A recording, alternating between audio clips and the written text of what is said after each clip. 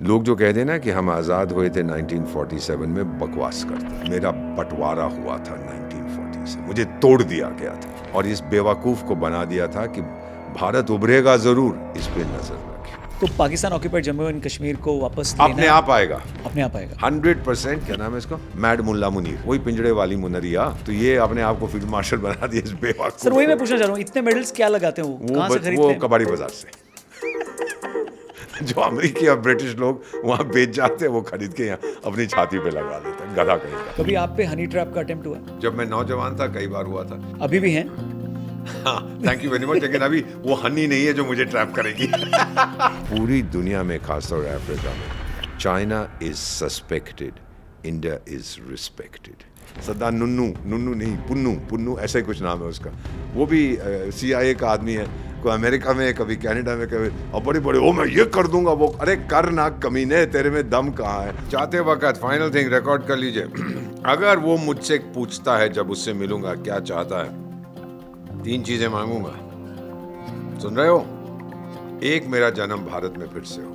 दूसरा, फिर से भारत का राजदूत बनूं। और तीसरा, रौनक JC से फिर मेरी इंटरव्यू होनी चाहिए। Thank you very much sir, superb. जय हिंद एवरीवन, द रौनक पॉडकास्ट देख रहे हैं आप। नमस्ते एंड वेलकम। दोस्तों, बहुत कम ऐसे गेस्ट्स होते हैं जिन्हें इंट्रोडक्शन की जरूरत ही नहीं होती।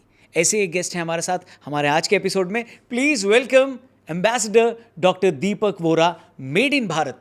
नमस्ते सर, जय हिंद। अब बिल्कुल 100% और कहाँ बनूंगा। But sir, why made in Bharat? क्योंकि बड़ी अच्छी कहानी है, बताऊं? Please sir. अच्छा, सबसे पहले तो अपना परिचय देता हूं। मेरा नाम दीपक वोरा है, मैं भारत का राजदूत हूं। मेरी उम्र 74 साल की है, मुझे 52 साल कूटनीति में हो गए, पर अभी भी मैं बहुत गुड लुकिंग हूं। उसका राज क्या है मैं आपको अभी बताता हूं। उसका राज ये है कि my father comes from Ghazni, Afghanistan. तो मैं आधा तो पठान हूँ। My mother belongs to a Sikh family, तो आधा मैं पंजाबी हूँ। और अब पठान और सिख का जो खून मिलता है वो बड़ा ज़बरदस्त होता है। अब इसकी कहानी क्या है आप पूछ रहे थे, वो भी मैं बता देता हूँ आपको।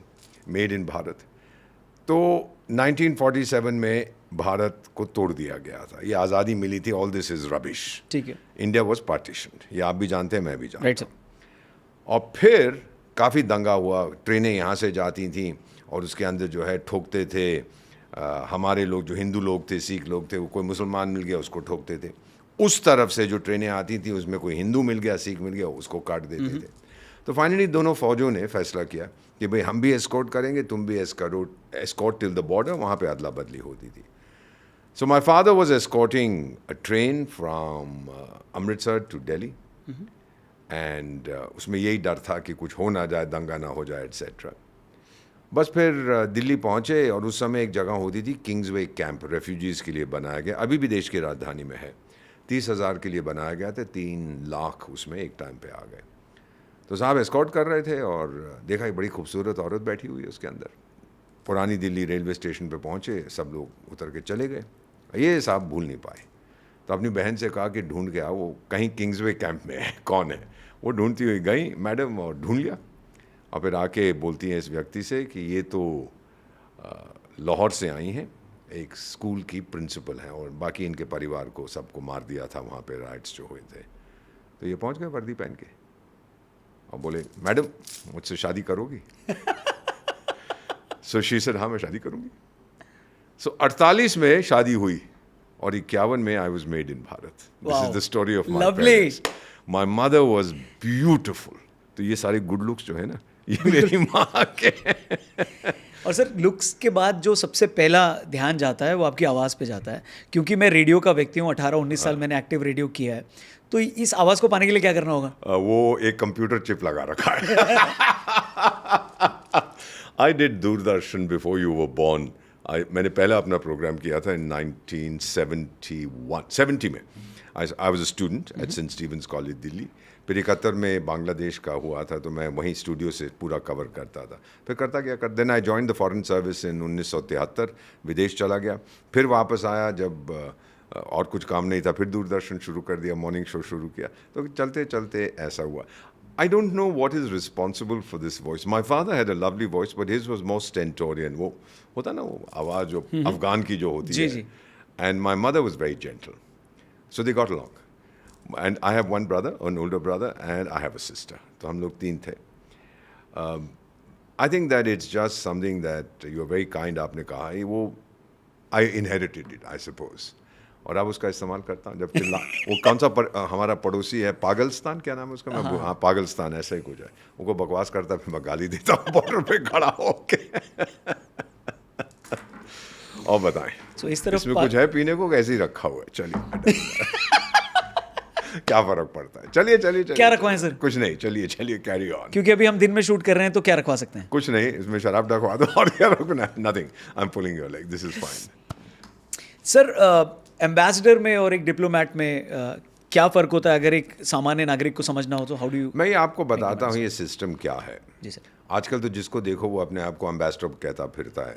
बहुत से लोग मैंने देखा, मैं एक ही सोशल मीडिया चैनल पे हूँ, लिंक्डइन, तो जिसको देखो I got best diplomat award, I am ambassador of this, ambassador of that. कौन से तेरे को किसने एम्बेसडर बनाया? ओ जी झुमरी तलैया में कोई NGO उन्होंने मुझे एम्बेसडर बनाया। Arrant nonsense.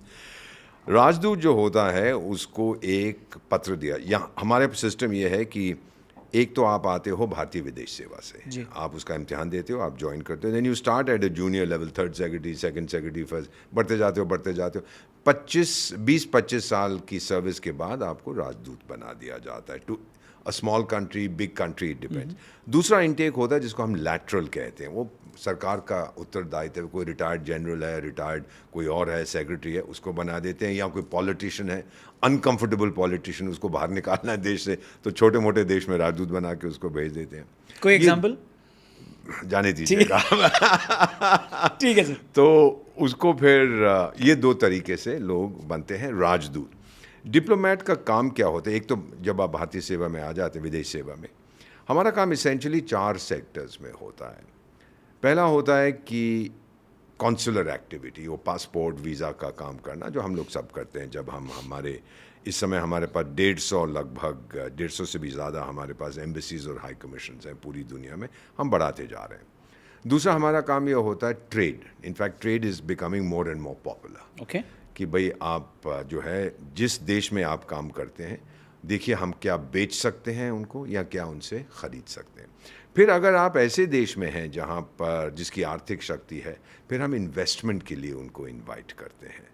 और चौथी चीज़ हमारी ये होती है कि वहाँ की जो इंटेलिजेंसिया है, स्टूडेंट्स हैं, टीचर्स हैं, प्रोफेसर्स हैं, पॉलिटिशियंस हैं, सरकारी लोग हैं, उनके साथ हम अच्छे संबंध बनाने की कोशिश करते हैं ताकि जब हमें आवश्यकता हो वो हमारा समर्थन करें। तो ये 4 क्षेत्र हैं जिसमें हम लोग काम करते हैं as diplomats. Ambassador is normally मैं 6 देशों में राजदूत रहा हूँ। Ambassador is normally the head of the family, so to speak. ठीक है। तो बाकी लोग उनसे डायरेक्शन लेते हैं। अब जिन 6 देशों में मैं रहा हूँ, मेरा जो इम्तिहान लिखा था मैंने 1973 में, मैं चाहता नहीं था विदेश सेवा में जाना, तो मैंने पूरी कोशिश की कि फेल हो जाऊं, लेकिन फिर ऊपर वाले को कुछ और मंजूर, तो मैं फर्स्ट आ गया उसके अंदर। तो फिर मेरी पत्नी, एक ही पत्नी है, 48 साल हो गए हैं, उसकी मांग में सिंदूर भरा था। हर साल वो करवा चौथ करती है, फिर सिंदूर भरता है। इसलिए जब PM साहब ने इसका नाम ऑपरेशन सिंदूर रखा, मेरे लिए बहुत अहम था वो। तो फिर क्या होता है कि मैं जिन देशों में राजदूत रहा हूँ, लोगों की नॉलेज में, लोगों के असेट में वो सबसे गंदे देश है। तो मेरी पत्नी अक्सर कहती, तू तो फर्स्ट था, तेरे को अच्छी जगह क्यों नहीं भेजते? मैंने कहा मुझे क्या मालूम। तो मैं अफ्रीका में बहुत समय रहा हूँ। क्योंकि चैलेंजिंग कंट्रीज थी इसलिए आपको भेजा? नहीं, मैंने नहीं किया। उन्होंने बोला इसको कहीं ना कहीं बाहर निकालो यहाँ से, इसको अच्छी जगह मत भेजो, वो दूसरे लोग, because I am not considered a good ambassador. तो मैं फॉर एग्जाम्पल जो जिन 6 देशों में रहा हूँ उनमें से 3 अफ्रीका में थे, और अभी भी 3 अफ्रीकी देशों में मैं विशेष सलाहकार हूँ वहाँ की सरकारों का। Okay. और भारत में कारगिल और ले, तो कुल मिला के 3 पति मेरे अफ्रीका में हैं, 2 भारत में हैं, 5 हो जाते हैं। मेरे मित्र मुझे द्रौपदी के नाम से पुकारते हैं। So I enjoy being in Africa. मैं उनको गाइडेंस देता हूँ, I am suppose to, special advisor. तो क्या देते हैं वो, पूछते हैं ट्रेड एंड इन्वेस्टमेंट। ठीक है। अब ना मैं स्पेशल हूँ, ना कोई मेरी एडवाइस लेता है। एक गाड़ी जरूर मिलती है जब मैं वहाँ जाता हूँ, वो पू करते, कोई सुनता तो है नहीं। यहाँ पर भी जब कारगिल ले जाता हूँ तो गाड़ी मिलती है, वो P P P P P P करते, कोई नहीं सुनता उसकी, अच्छा रहता है। बट बेसिकली जो मैं अपने करियर में मैंने देखा है, टू रिप्रेजेंट भारत, क्योंकि मैंने ये परिवर्तन देखा है। I started as a diplomat of India, और अब जो जाते हैं वो हैं रिप्रेजेंटेटिव्स ऑफ भारत। और ये भी मैं आपको बताऊंगा मैं क्यों कहता हूँ, क्योंकि indecisive India has become Bharat बहादुर। ये भी मैं आपको समझाऊंगा कि मैं क्या कह रहा हूँ और क्यों कह रहा हूँ इसको, अगर समय रहा हमारे बिल्कुल पास। तो अभी जो मैं अफ्रीका में उनसे बात करता हूँ, इसी ये ज़माना है सोशल मीडिया का। मैं आपसे बात कर रहा हूँ, आप इसको जो पॉडकास्ट है आप इसको जी जो है दुनिया में पहुँचा देंगे। Instant transfer of information nano seconds में जाती है। तो आजकल वो फिर जो एम्बेसडर्स का काम होता था अपने देश की बढ़ाई करो, वहाँ पर वो चलता नहीं है, because people know the truth. तो इसीलिए हमारा जो काम था वो भी उसमें परिवर्तन। अब मिसाल के तौर पे एक अफ्रीकन देश है, तो वहाँ की महिला एम्बेसडर है, वो मुझे मिलने आई थी दफ्तर में। अभी ज़्यादा टाइम नहीं हुआ, 10 साल हो गए। तो मुझे कहने लगी कि भारत से मैं इन्वेस्टमेंट चाहती हूँ अपने देश में। मैं कहा बड़ी अच्छी बात है, या CII या फिक्की शिक्की के पास जाओ, मेरे पास क्यों आई हो? कहती नहीं, मेरा देश दुनिया का सर्वश्रेष्ठ है, सबसे अमीर है, ये है वो है, बहुत सिक्योरिटी है। और उसी सुबह उसके देश में मेरा कहा 500-600 लोग मारे गए थे किसी सुइसाइड बॉम्ब में, और हर हफ्ते वहाँ कोई मरता। मैं सोमालिया की बात कर रहा हूँ। तो मैं, हाँ जी, बहुत अच्छा देश है, दुनिया का सबसे अमीर देश है। फिर जब वो जा रही थी, मैडम थी, तो मैंने कहा मैडम मैं ज़रा हाथ लगा सकता हूँ? बोली क्यों? मैंने कहा मैं देखना चाहता हूँ हकीकत है कि अफसाना है, मुझे बताइए। The kind of nonsense that you are telling me, कौन विश्वास करेगा? हर रोज़ तो जितने इंटरनेशनल न्यूज़ चैनल है सब पे आता है कि 1 रुपया कोई नहीं लगाएगा वहाँ पर, बिकॉज जो कैपिटल है, जो पूंजी है, money, capital is a coward. पैसा बहुत डरपोक है।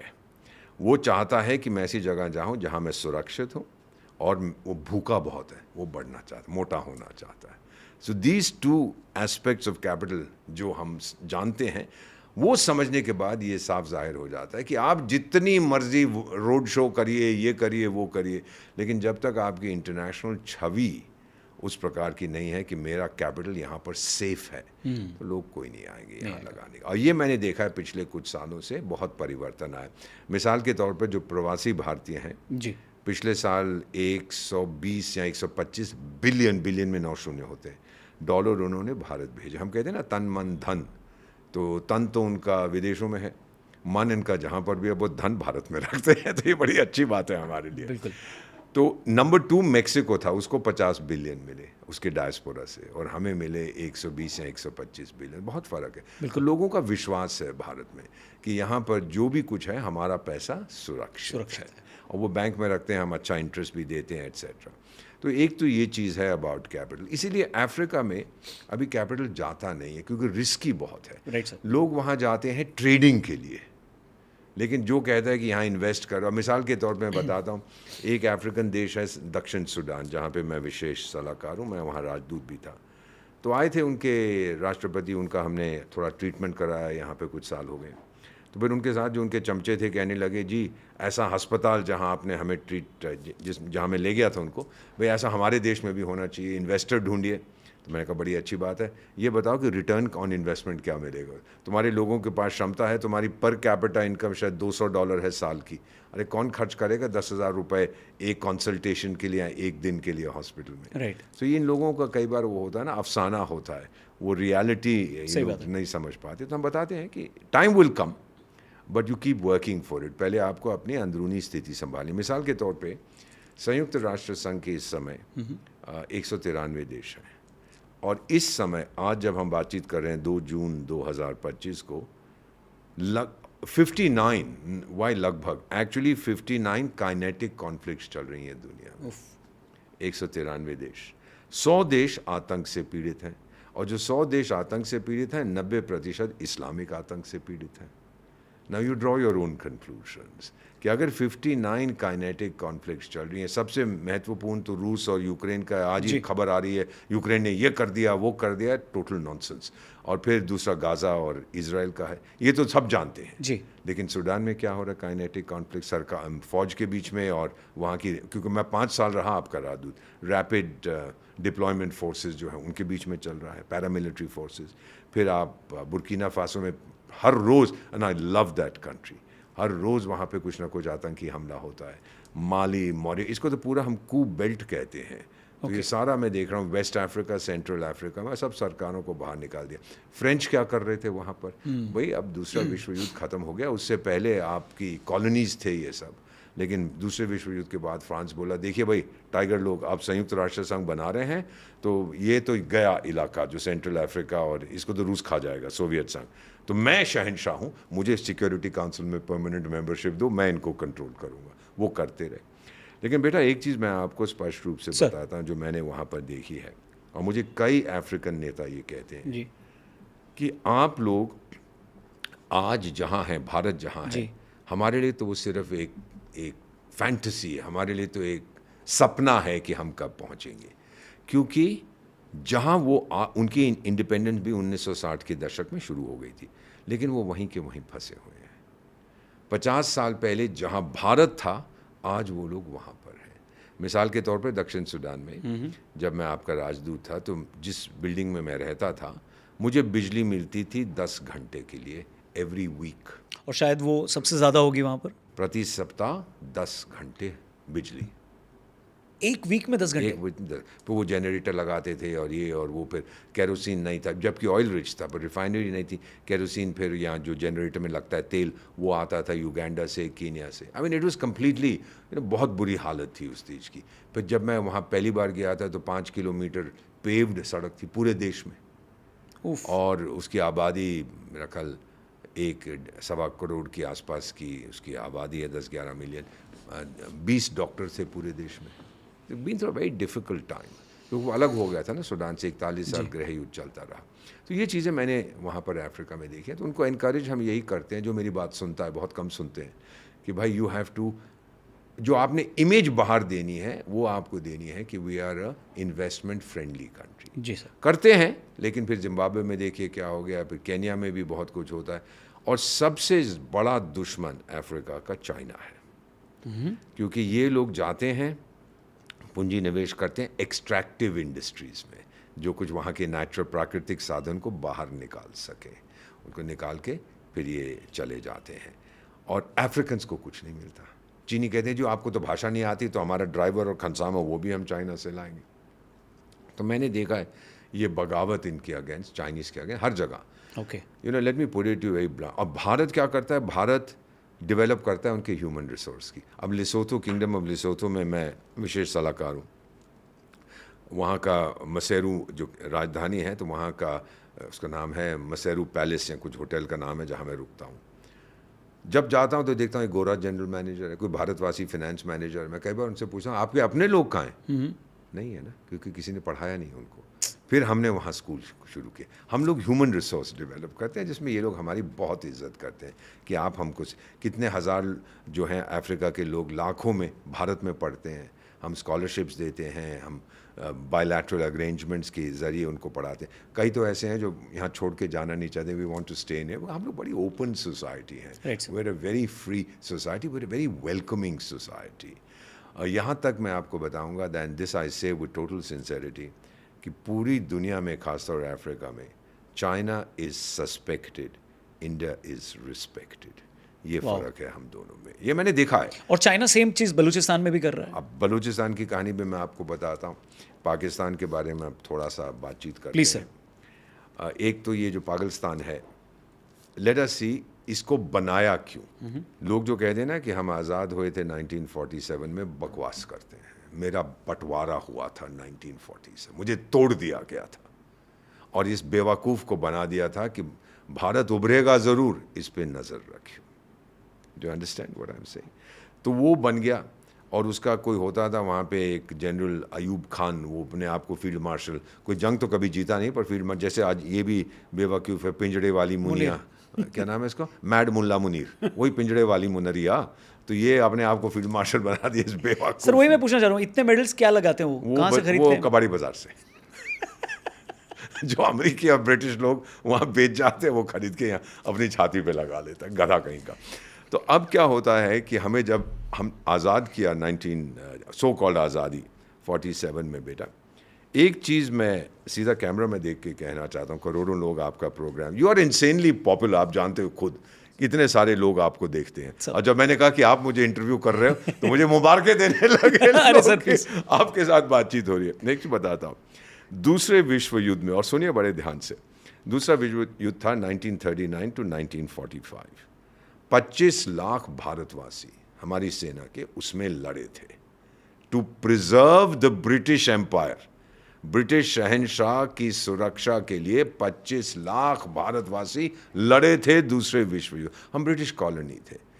भारत ने अपनी मर्दानगी दान कर दी थी एलाइज को। We poured forth our manhood. 25 lakh कोई छोटा नंबर नहीं होता। ह्यूमन रिसोर्स, हमारे लोग लड़े थे इसके लिए।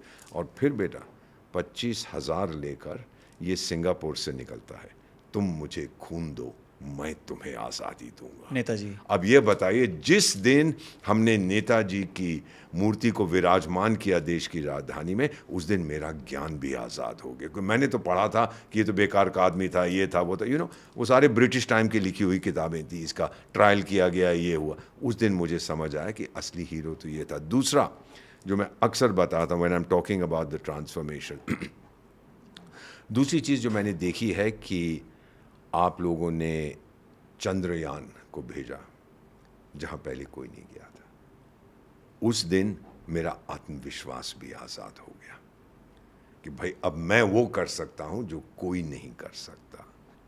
1966, 1967 में बारिश नहीं हुई थी भारत में, अकाल था। मेरी माँ भारत, मैंने देखा है बेटा, मेरी माँ भारत फटी हुई थी उत्तर से दक्षिण तक, पूर्व से पश्चिम तक। हमारी उस समय की प्रधानमंत्री अमेरिका गई थी अनाज मांगने। न्यूयॉर्क टाइम्स का एक आर्टिकल छपा था, मैंने अभी भी अपने लॉकर में रखा है। उसमें लिखा था, भारत की नई नेता भीख मांगने आई हैं। You don't say these things about a country like India. बेवकूफ़ है अमेरिकी, कुछ अकल तो है नहीं उनको, अभी भी नहीं है। अभी भी नहीं है, तो सब सारी दुनिया जानती है। तो अनाज मिला, 9 and 11 मिलियन टन हमको अनाज दिया गया। The largest import of food grains in human history. 90 lakh और 1 करोड़ 10 लाख। और हमसे कहा गया था कि सोमवार को मत खाइए, अनाज बचाइए। वो लाल बहादुर शास्त्री का नारा था, जिनका निधन हो गया था, and she replaced him, Mrs Gandhi. मुझे अभी तक याद है 66-67 में 80 सोमवार, 2 साल में 80 सोमवार मैं भूखा सोया हूँ बेटा, कुछ नहीं खाया। बहुत तकलीफ होती थी, 15-16 साल का था, बहुत दिक्कत होती थी। माँ तो माँ होती है, फिर भी कहती थी दीपक खा ले, बट माय फादर से नहीं खाएगा, इतना प्यार करता है देश से, नहीं खाएगा। ये मेरी जो ये चीज़ में फिर उस समय मुझे जो है मेरा आत्मसम्मान बढ़ा कि अब देखिए ये चीज़ें हो सकती हैं। और आखिर में मुझे कोई फ़र्क नहीं पड़ता आपका धर्म क्या है, जो लोग ये कार्यक्रम देख रहे हैं, पर जिस दिन राम लल्ला अपने घर गए, मेरी आत्मा आज़ाद हो गई उस दिन। पठान का बेटा हूँ, सनातनी हूँ, डजंट मैटर। तो ये चीज़ें जो मैंने देखी हैं अपने देश में, ये 4 स्टेजेस जो मैं बताता हूँ, my knowledge, my self esteem, my self confidence और अल्टीमेटली माई स्पिरिट, ये सब आज़ाद। ये मैंने देखा है, ये मैंने अभी, आप 74 साल की तो उम्र हो गई है, ये मैंने देखा है सब कुछ होते हुए। आगे क्या देखूंगा आपको बताता हूँ। अब एक मज़ेदार चीज़ आपको बताता हूँ। मैं जब बातचीत करता हूँ लोगों से, तो मेरा जो प्रेजेंटेशन होता है उसका टाइटल मैं देता हूँ द जामवन इफ़ेक्ट। अब लोग मुझसे पूछते हैं कि इसका मतलब क्या है, तो मैं पूछता हूँ कि भाई जामवन का मतलब क्या है। लोगों से मैं पूछता हूँ, किसी को नहीं मालूम। अब आपको याद होगा 2019 में पतन गुजरात में, ये बालाकोट एयर स्ट्राइक्स के बाद की बात है, प्रधानमंत्री नरेंद्र मोदी ने एक चीज़ कही थी, आई don't know if you remember, हमारा सिद्धांत है हम मारेंगे घर में घुस के। जी, मैं बहुत दूर पीछे बैठ के सुन रहा था, उनकी आंखों से अंगारे निकल रहे थे। हमारा सिद्धांत ये कब से हुआ भाई? मैं तो जब स्कूल में था मुझे बताया कोई यहाँ तमाचा मारेगा तो आप बोलो जी यहाँ भी तमाचा मार लो, कोई पेट पे लात मारेगा बोलो जी पीठ पे भी लात मार दो। मेरा तो ये सिद्धांत हो, ये कब से सिद्धांत हो गया कि घर में घुस के मारेंगे? 5 साल तक मुझे समझ नहीं आया बेटा। और इस साल 25 फरवरी को मेरी पत्नी और मैं महाकुंभ में गए। तो जहाँ हम ठहरे थे, एक वहाँ बहुत ही ज्ञानी ध्यानी पुरुष, एक महात्मा थे। मैंने उनसे पूछा, मैंने कहा सर मैं ये काम करता हूँ, भारत का राजदूत हूँ, विशेष सलाहकार हूँ, इसका मतलब क्या है, कब से हम ये हमारा सिद्धांत बना? फिर उन्होंने मुझसे कहा कि बैठिए राजदूत। तो मैं उनके चरणों में बैठा। रामायण पढ़ी है? मैंने कहा महाराज बिल्कुल पढ़िए। तो कहते वो जंग क्यों होता है उसमें? मैं कहा जंग इसलिए होता है कि एक राजा दूसरे राजा की पत्नी का अपहरण करता है। गुड आइडिया बैड आइडिया ये मैं नहीं कहूँगा, लेकिन उसको चला जाता। मैंने फिर कहते फिर क्या हुआ? तो मैंने कहा जो पीड़ित राजा है वो अपने chief spy master Ajit Doval के ग्रैंडफादर को बोलता है ढूंढ के ला। अब वो बड़ा परेशान, भगवान श्री हनुमान इधर जाता है उधर जाता है, फिर पता लगता है कि छोटे से द्वीप में उसको कैद कर रखा है 100 कोस दूर from the southern tip of India, यानी 300 किलोमीटर। लेकिन 25,000 साल पहले ना पानी का जहाज था, ना सबमरीन थी, ना हवाई जहाज है, ना हेलीकॉप्टर, जाए कैसे? बड़ा उदास, ही गोज इनटू डिप्रेशन। ये महात्मा मुझे बता रहे थे, बैठा हुआ है मैं क्या करूं, अब मैं खाली हाथ तो जा भी नहीं सकता, मेरे को तो ये टाइट, मेरे को ये काम दिया है मिशन। फिर जामवंत आता है भालू, जिसको मैं अपनी छाती पे पहनता हूं, कहता है हनुमान अपनी ताकत याद कर, अपना जनून याद कर, अपने आप पे भरोसा कर, आत्मविश्वास कहाँ है तेरा? फिर भगवान हनुमान एक छलांग लगा के वहां पहुंच जाते और वापस आने से पहले महल को आग लगाते हैं। तब महात्मा जी ने मुझे बोला 25,000 साल पहले हमने घर में घुस के मारा था। तब मुझे समझ आया कि पीएम साहब क्या कह रहे हैं। You understand? मुझे नहीं समझ आता था कि ये कब से हमारा, अब मैं समझ गया हूं कि ये हमारा सिद्धांत है। और अभी जो हमने किया था ऑपरेशन सिंदूर में, वो भी घर में घुस के मारा था, वो आतंकियों के जो गढ़ थे, डिस्ट्रॉय कर दिया उनको। ये नया नॉर्मल बन चुका है। भारत को सताओगे वो घर में घुस के मारेगा, ये हमने पूरी तरह से साबित कर दिया। तो ये कहानी है, इसलिए मैं जामवंत इफेक्ट इसको कहता हूँ। जामवंत, कुछ लोग जम्बावन कहते हैं, बट जामवंत उनका नाम था उस भालू का। और बताता हूँ, एक बहुत मज़ेदार चीज़ें हैं। कैसे पता लगा जामवंत को कहाँ है? तो जटायु का एक भाई था रामायण में, बहुत कम लोग जानते, उसका नाम था संपति। उसने बताया कि इधर की तरफ को गए हैं, फिर पता लगा एटसेट्रा। It is fascinating. और इसको जो कहते हैं ना माइथोलॉजी है, वो बकवास करते हैं। ये हमारा इतिहास है, कोई माइथोलॉजी, ये लिविंग हिस्ट्री है। Right sir. सिमिलरली अगर आप महाभारत को भी देखें, जंग क्यों होता है? भगवान श्री कृष्ण, अर्जुन कहता है मैं नहीं लड़ूंगा, कि मेरा भाई है, मेरा अंकल है, मेरा चाचा है, मेरा भतीजा, मैं कैसे लड़ूं? तो मेरा परिवार है। भगवान श्री कृष्ण अपना विश्व रूप धारण करते हैं और कहते हैं कि तू लड़ रहा है सच्चाई के लिए, तू मार नहीं रहा, तू वध कर रहा है इनका। फिर अर्जुन अपने गंदीव तीर कमान को हाथ में उठाता है, फिर तो आपको पता है क्या होता है जंग के अंदर।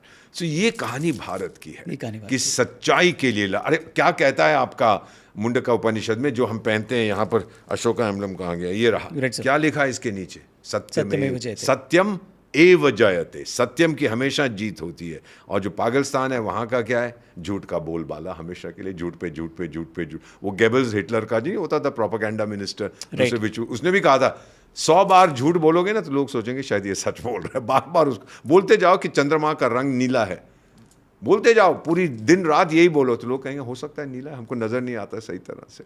सो दिस इज़ द डिफरेंस। और भारत को जो इस समय हमारी असलियत है, इंडिया इनडिसाइसिव चला गया, अब भारत बहादुर है। अब ये भी मैं बताता हूँ, आपने सुना होगा चाणक्य का नाम, सुना है ना? जी बिल्कुल। अब मैं जब रात को सोता हूँ, मेरे बिस्तर के साथ चाणक्य नीति की किताब पड़ी रहती है। रात को पढ़ता हूँ, सुबह उठते ही पढ़ता हूँ। वो तो मेरा गुरु है। हम लोग भाई डिप्लोमैट्स हैं, सब कुछ तो हम चाणक्य नीति के आधार पर करते हैं। उसने 6 चीज़ें कही थी, ये भी मैं बताया, ज़्यादा समय ले रहा हूँ, मुझे चुप करवा देना प्लीज सर। राइट। उसने 6 चीज़ें कही थी अगर देश को शक्तिशाली बनना है क्या होना। पहले लीडरशिप। अगर उस टाइम तो राजा महाराजा होते थे ना, 2400 साल पहले जब इसने देखा था, उसने कहा अगर लीडरशिप आपकी सही नहीं है तो आप एक महान देश नहीं बन सकते। आज जो हमारा लीडर है, एक अमेरिकन कंसल्टेंसी है मॉर्निंग कंसल्ट, वो पिछले 3 साल से हर हफ्ते सर्वे करके बताते हैं कि दुनिया का सर्वश्रेष्ठ नेता कौन है। और पिछले 3 साल से हर सप्ताह एक आदमी का नाम आता है, Narendra bhai Damodar Das Modi, the most popular leader in the world today. उसी को वो लोग करते हैं। तो जब चाणक्य ने ये कहा था लीडरशिप होनी चाहिए, गायना गए थे पिछले साल नवंबर में, तो वहाँ के जो प्रेसिडेंट थे इरफान अली, वो बोले कि भारत तो वर्ल्ड लीडर बन गया, लेकिन प्राइम मिनिस्टर साहब आप 1.5 दिन के लिए आए, अरे 5 साल तो रुको, मेरे देश का भी कल्याण करके जाओ। हम सब ने कहा इतनी छुट्टी नहीं देंगे उसको, कि आपके सामने भी ज़रूरत है। तो पहली तो होती है लीडरशिप। दूसरा उसने कहा आपकी कूटनीति बहुत तगड़ी होनी चाहिए, डिप्लोमेसी। राइट। 120 देश हैं जिनको हम ग्लोबल साउथ कहते हैं। हर साल प्राइम मिनिस्टर उनका वर्चुअल समिट करते हैं, फिर करेंगे अक्टूबर नवंबर में, कि भाई हमने दिल्ली डिक्लेरेशन कर दिया, G20 की मीटिंग हो गई, लेकिन उसके बाद क्या? डॉक्यूमेंट तो साइन हो गया, सब लोग बड़े खुश हो गए, खूब वहाँ पे चाय पी और भी कुछ पिया और जो कुछ पीना था वो पी लिया, रात को भोजन भी किया। उसके बाद क्या? तो ये फॉलो अप के लिए साहब बात करते हैं, भाई तुम्हारी क्या समस्या है? तो वो बताते हैं कि हम तो छोटे देश हैं, कोई हमारी सुनता नहीं है। तो साहब कहते हैं मैं आपकी आवाज़ हूँ, भारत आपकी आवाज़। सो ये जो 120 देश हैं जो ग्लोबल साउथ या 125 कभी कभी, ये हमें अपना कहते हैं कि आप हमारे रिप्रेजेंटेटिव, आप हमारे रोल मॉडल हो, राइट। हम आपकी तरह होना चाहते हैं। अब 2-4 हैं जो यूरोप की तरफ देखते हैं कि जी हम उनकी तरह होना चाहते हैं। मैं पूछता हूँ फिर क्यों? जब हमारी मीटिंग्स होती हैं अफ्रीकन यूनियन की, बोले जी डेमोक्रेसी है, डेवलपमेंट है, ये है वो है। मैं कहा यार देख, मुझे यूरोपियन इकोनॉमी में मैं किताब चाहता था, मैं लाइब्रेरी में गया, मैंने कहा भाई यूरोपियन इकोनॉमी में किताब दे दो। कहता है सर फिक्शन सेक्शन में ढूंढ लो, वहाँ मिल जाएगी। अब कोई कुछ नहीं बचा वहाँ पर। तो फिर इन लोगों से कहता हूँ, ओए तेरा ध्यान किधर है? तेरा हीरो इधर है, तो मुझको देख, भारत है। फिर तीसरी चीज़ चाणक्य ने जो कही थी वो थी कि आपकी आर्थिक व्यवस्था तगड़ी होनी चाहिए। लुक, 25 साल हो गए हैं हम किसी देश से मदद नहीं लेते, 150 देशों की मदद करते हैं हम लोग। थर्ड लार्जेस्ट इकोनॉमी, अब दुनिया फोर्थ कहती है, लेकिन मैं तो इकोनॉमिस्ट हूँ और रिग्रेशन एनालिसिस में मैंने जो कैलकुलेट किया है, हम मेरा ख्याल जर्मनी से आगे निकल गए हैं। और वो बाद में सरकार इसको कंफर्म करेगी, we are already the third largest economy. तो आर्थिक शक्ति बहुत है हमारे पास। चौथी चीज़ उसने कही थी, मिलिट्री आपकी शक्तिशाली हो, we are the fourth most powerful. मेरा मानना है third most powerful military in the world.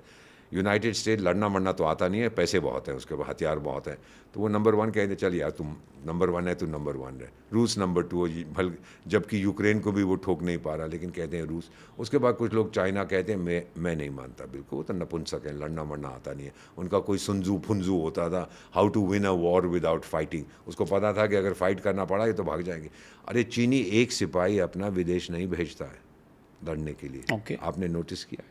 Peace keeping के लिए, तो पीस कीपिंग के लिए, पीस एनफोर्समेंट में नहीं जाते वो, उसमें हम जाते हैं। दोनों फ़र्क है। एक तो पीस कीपिंग है कि भाई जब सूडान में मैं था एज योर एम्बेसडर, तो होता था वहाँ पर। एक बार तो मुझे याद है कि दक्षिण सूडान के जो रेबल्स थे और सूडान की जो सरकार थी आपस में फिर भिड़ गए after signing the peace deal. तो मेरे वहाँ जो बटालियन कमांडर थे उन्होंने कहा साहब आपको आना पड़ेगा, यहाँ तो जंग शुरू हो जाएगी। तो मैं जाके बीच में खड़ा हो गया, मैं कहा चलाओ गोली, मैं खड़ा हूँ। वो भी सब मेरी तरफ देख रहे हैं कि राजदूत क्या कर रहा है। मैं कहा चलाओ ना गोली, हिम्मत है, पहले मुझे मारो फिर देखो मेरी फौज तुम्हारी क्या हालत करती है। तो दोनों ठंडे शांत हो गए उस समय। क्या you don't kill an ambassador, Right. उसका बहुत रिपरकशन होता है। सो वी रियलाइज दिस कि चीनियों को लड़ना मरना बिल्कुल नहीं आता। Not one soldier will this and. वो जो वहाँ का बलूचिस्तान में ठोक रहे हैं, खैबर पख्तूनख्वा में ठोक रहे हैं, उनको बात करते हैं हम अपनी फौज भेजेंगे, तो वो भेजेंगे नहीं। पता है कि मेरे सोल्जर्स नपुंसक हैं। वो जो है ना, क्या नाम है उसका, टिंगलिंग, उनका leader, ping pong ding dong Ming Ming, जो भी उसका नाम है, मैं भूल बुढ़ा हो गया हूँ बेटा, भूल 11 जिनपिंग। हाँ वही 11 वही। हाँ, वो टिंग टिंग ऐसा ही कुछ नाम है। आप पढ़िए वो क्या कहता है अपनी फौज को, भाई आप लोगों को सीखना चाहिए 1 मिनट के नोटिस पे लड़ना कैसे।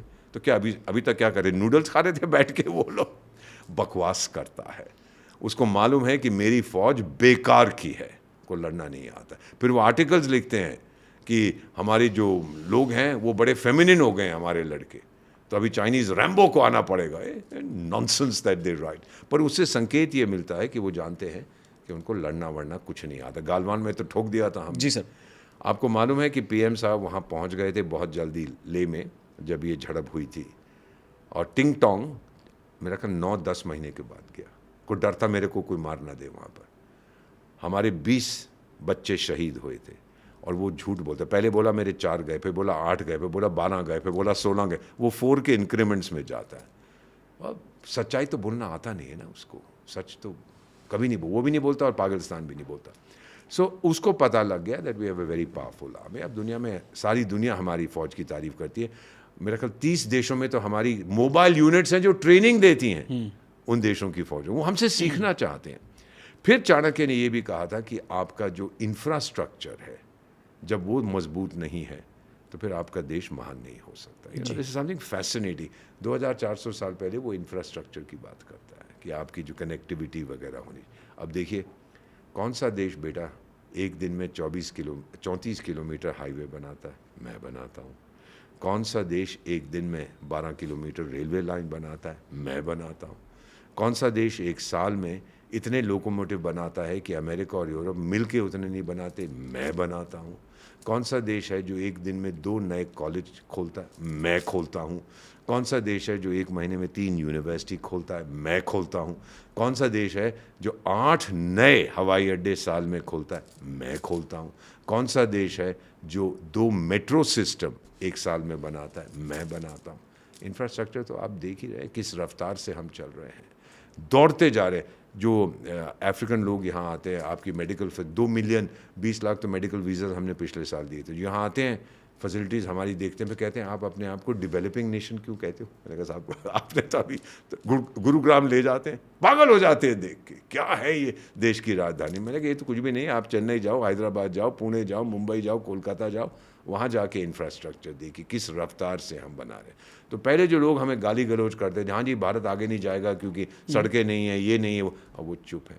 मिसाल के तौर पे फिर से इंफ्रास्ट्रक्चर, आप जानते हैं कि हमारी आज हम 31 मई की अब मैं बात कर रहा हूँ, 2 दिन पहले की, 140 करोड़ लोगों के देश में आज 128 करोड़ स्मार्टफोन है। 128 करोड़।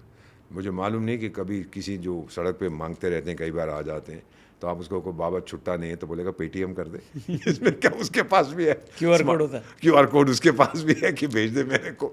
अब 128 crore smartphones, can you believe it?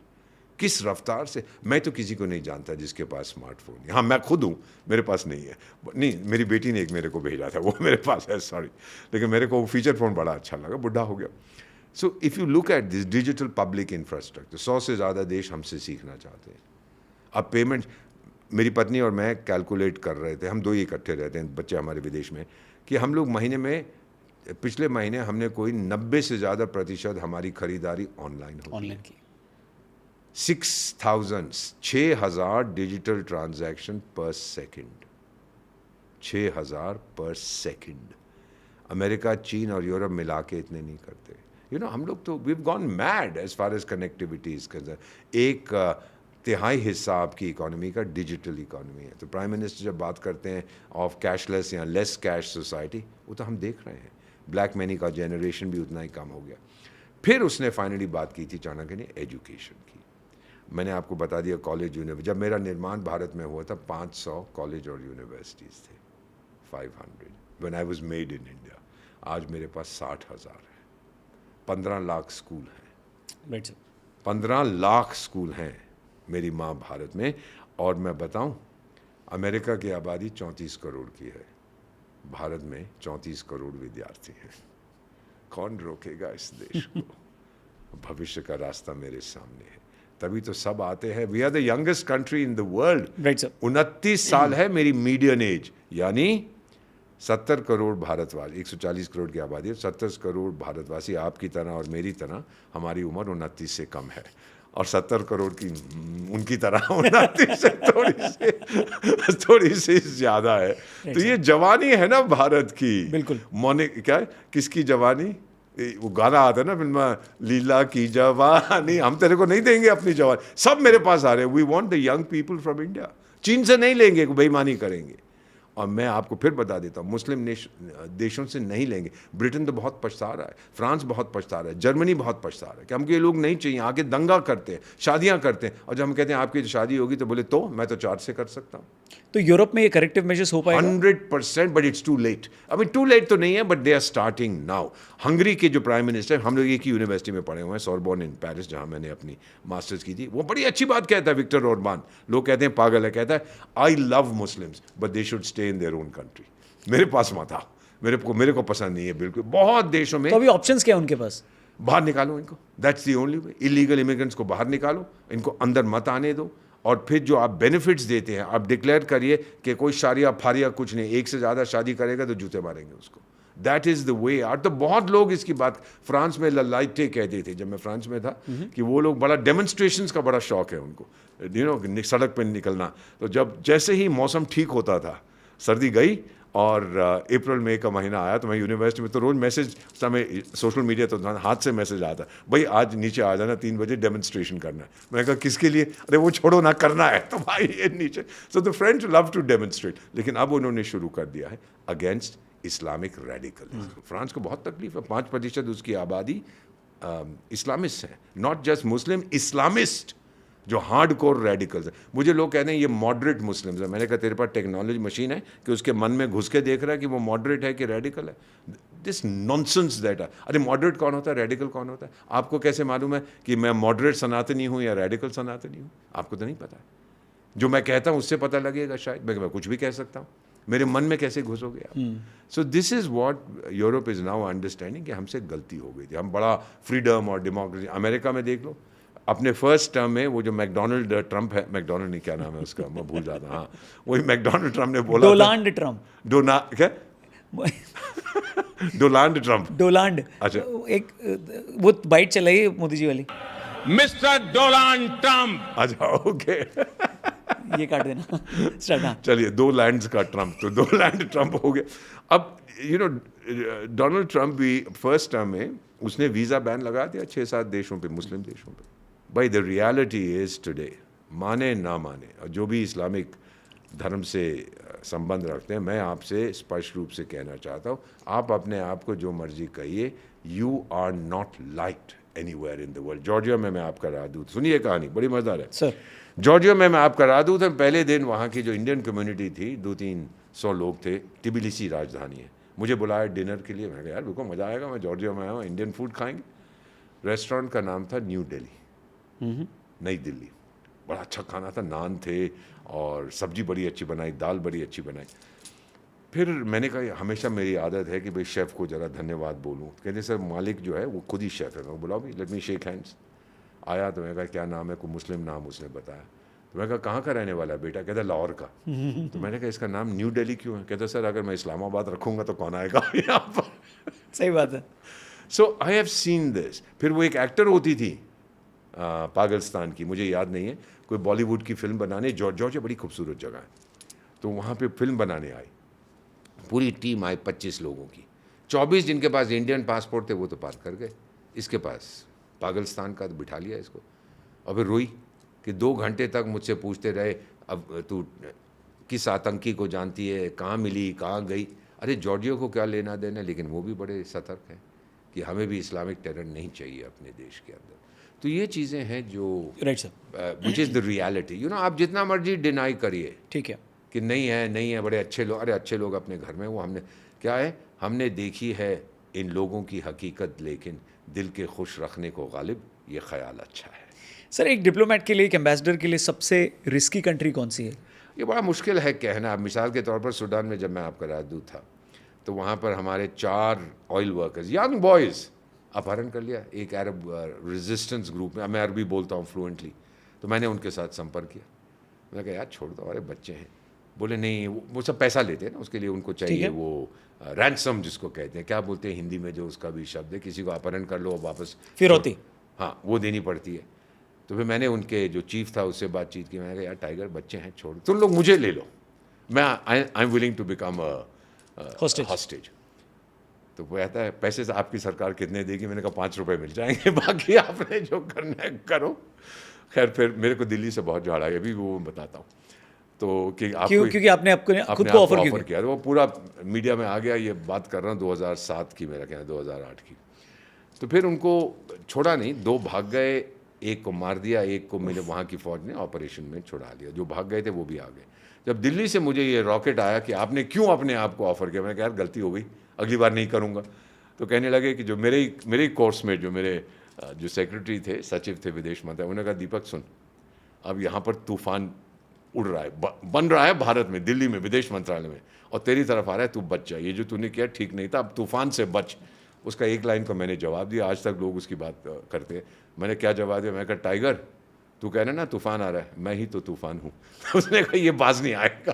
कह रहे बच्चों की जान बचाने के लिए मैं कर रहा था, उसमें कौन सी बड़ी बात मैंने की है। सिमिलरली गिनी कोनाक्री, पश्चिमी अफ्रीका के देश, वहाँ के राष्ट्रपति आजकल वो भी जेल में है। जितने मेरे दोस्त थे ना, बुर्किना वाला, गिनी वाला, सूडान वाला, सब जेल में बैठे हुए हैं। तो वो उसका नाम था अल्फा कॉन्डे। उसने मुझे बोला कि मिस्टर एम्बेसडर मेरे गांव से संपर्क नहीं। ये टाइम है जब इबोला क्राइसिस हुई। इबोला याद है? इबोला याद है, बहुत चाले पड़ जाते थे। बहुत भयंकर बीमारी थी। तो आपको चलना है मेरे साथ? मैंने कहा चलिए। कहता कोई गोरा एम्बेसडर नहीं जा रहा क्योंकि वहाँ टीवी कवरेज नहीं है, ये नहीं, वो डरते हैं। तो गए, तो उसका गांव जहाँ पे भी था 300 या 350 लाशें पड़ी थी, सब मर गए थे उसके कारण, क्योंकि उस देश में कनेक्टिविटी नहीं है, हॉस्पिटल्स नहीं थे, जाना बड़ा मुश्किल था। फिर हमने हाथों से हमने उनको दफना दिया, और प्रोटेक्टिव इक्विपमेंट था नहीं, तो मुझे भी फिर लगा कि मुझे भी इबोला ने पकड़ लिया जी। फिर मैं वहाँ से, मुझे साहब ने बोला वहाँ के राष्ट्रपति ने कि भाई यू बेटर गो बैक, मेरे पास ट्रीटमेंट नहीं है, तो भारत जा। दिखा बाकी साउथ अफ्रीका वगैरह, फिर एयर एम्बुलेंस का बंदोबस्त किया, but I flew back to India. और यहाँ पे उन्होंने देखा ट्रीटमेंट क्या, बोला नहीं यू डोंट हैव इट। मैं चलिए, but I was willing to, बेटा भारत का राजदूत, हमारी परंपरा क्या है, हम तो जान देते हैं ना दूसरों के लिए, राइट सर। यही तो ताकत है, हम भारत माँ कहते हैं। So I was ready to sacrifice myself, there is no question. So main चीज़ भारत के किसी भी देश के राजदूत की ये होती है कि आप उनको साबित कर दो कि आप किस खेत की मूली है। आप बताओ what is inside you, and that is why they love India, they respect us. भाई हमारे पास जब ये क्या नाम था इसका, कोविड का, ये टिंगलिंग ने भेजी थी ना एक कोई बीमारी हमारी तरफ, 2020 की बात है, 21 की बात है, हमारे पास वैक्सीन्स नहीं थी, लेकिन 100 से ज़्यादा देशों के साथ हमने बांटी, मुफ्त में दी उनको। क्यों? मेरे चाचा है, मेरे भतीजा है, मेरे ससुर है, मेरे दामाद है, नहीं बेटा हमने दी, हम बहुत अच्छे लोग हैं, हम किसी का दुख नहीं देखते। और फिर हमने डॉक्टर्स अपने भेजे हैं उन देशों में जहाँ पे कोविड का प्रकोप था, उनको बचाने के लिए, ट्रेनिंग देने के लिए। इसीलिए तो सारे देशवादी जो दूसरे देशों के लोग हैं क्या कहते हैं हमको प्यार से इंडिया वाले, छू लेते हैं दिल के तार से ये इंडिया वाले। हम चले गए, हमारे डॉक्टर्स गए, कई मर गए, 5000 हमारे डॉक्टर्स, बेटा 5000 doctors, nurses, ward boys, ambulance drivers, pharmacologist, they died saving. मेरा अपना doctor from the government dispensary, क्योंकि वो प्रोटेक्टिव इक्विपमेंट, 40 साल का था, मैं 70 साल का था उस समय, चला गया, मुझे बचाते। क्या कहूँ उसकी पत्नी को, क्या बोलूँ उसको? He went because of me, he was saving me. I didn't get the virus, but he was, उसके पास इक्विपमेंट नहीं था, कुछ नहीं था, जहाँ पे मैं था बहुत सारे लोग थे, किसी को था, उसको लग गया।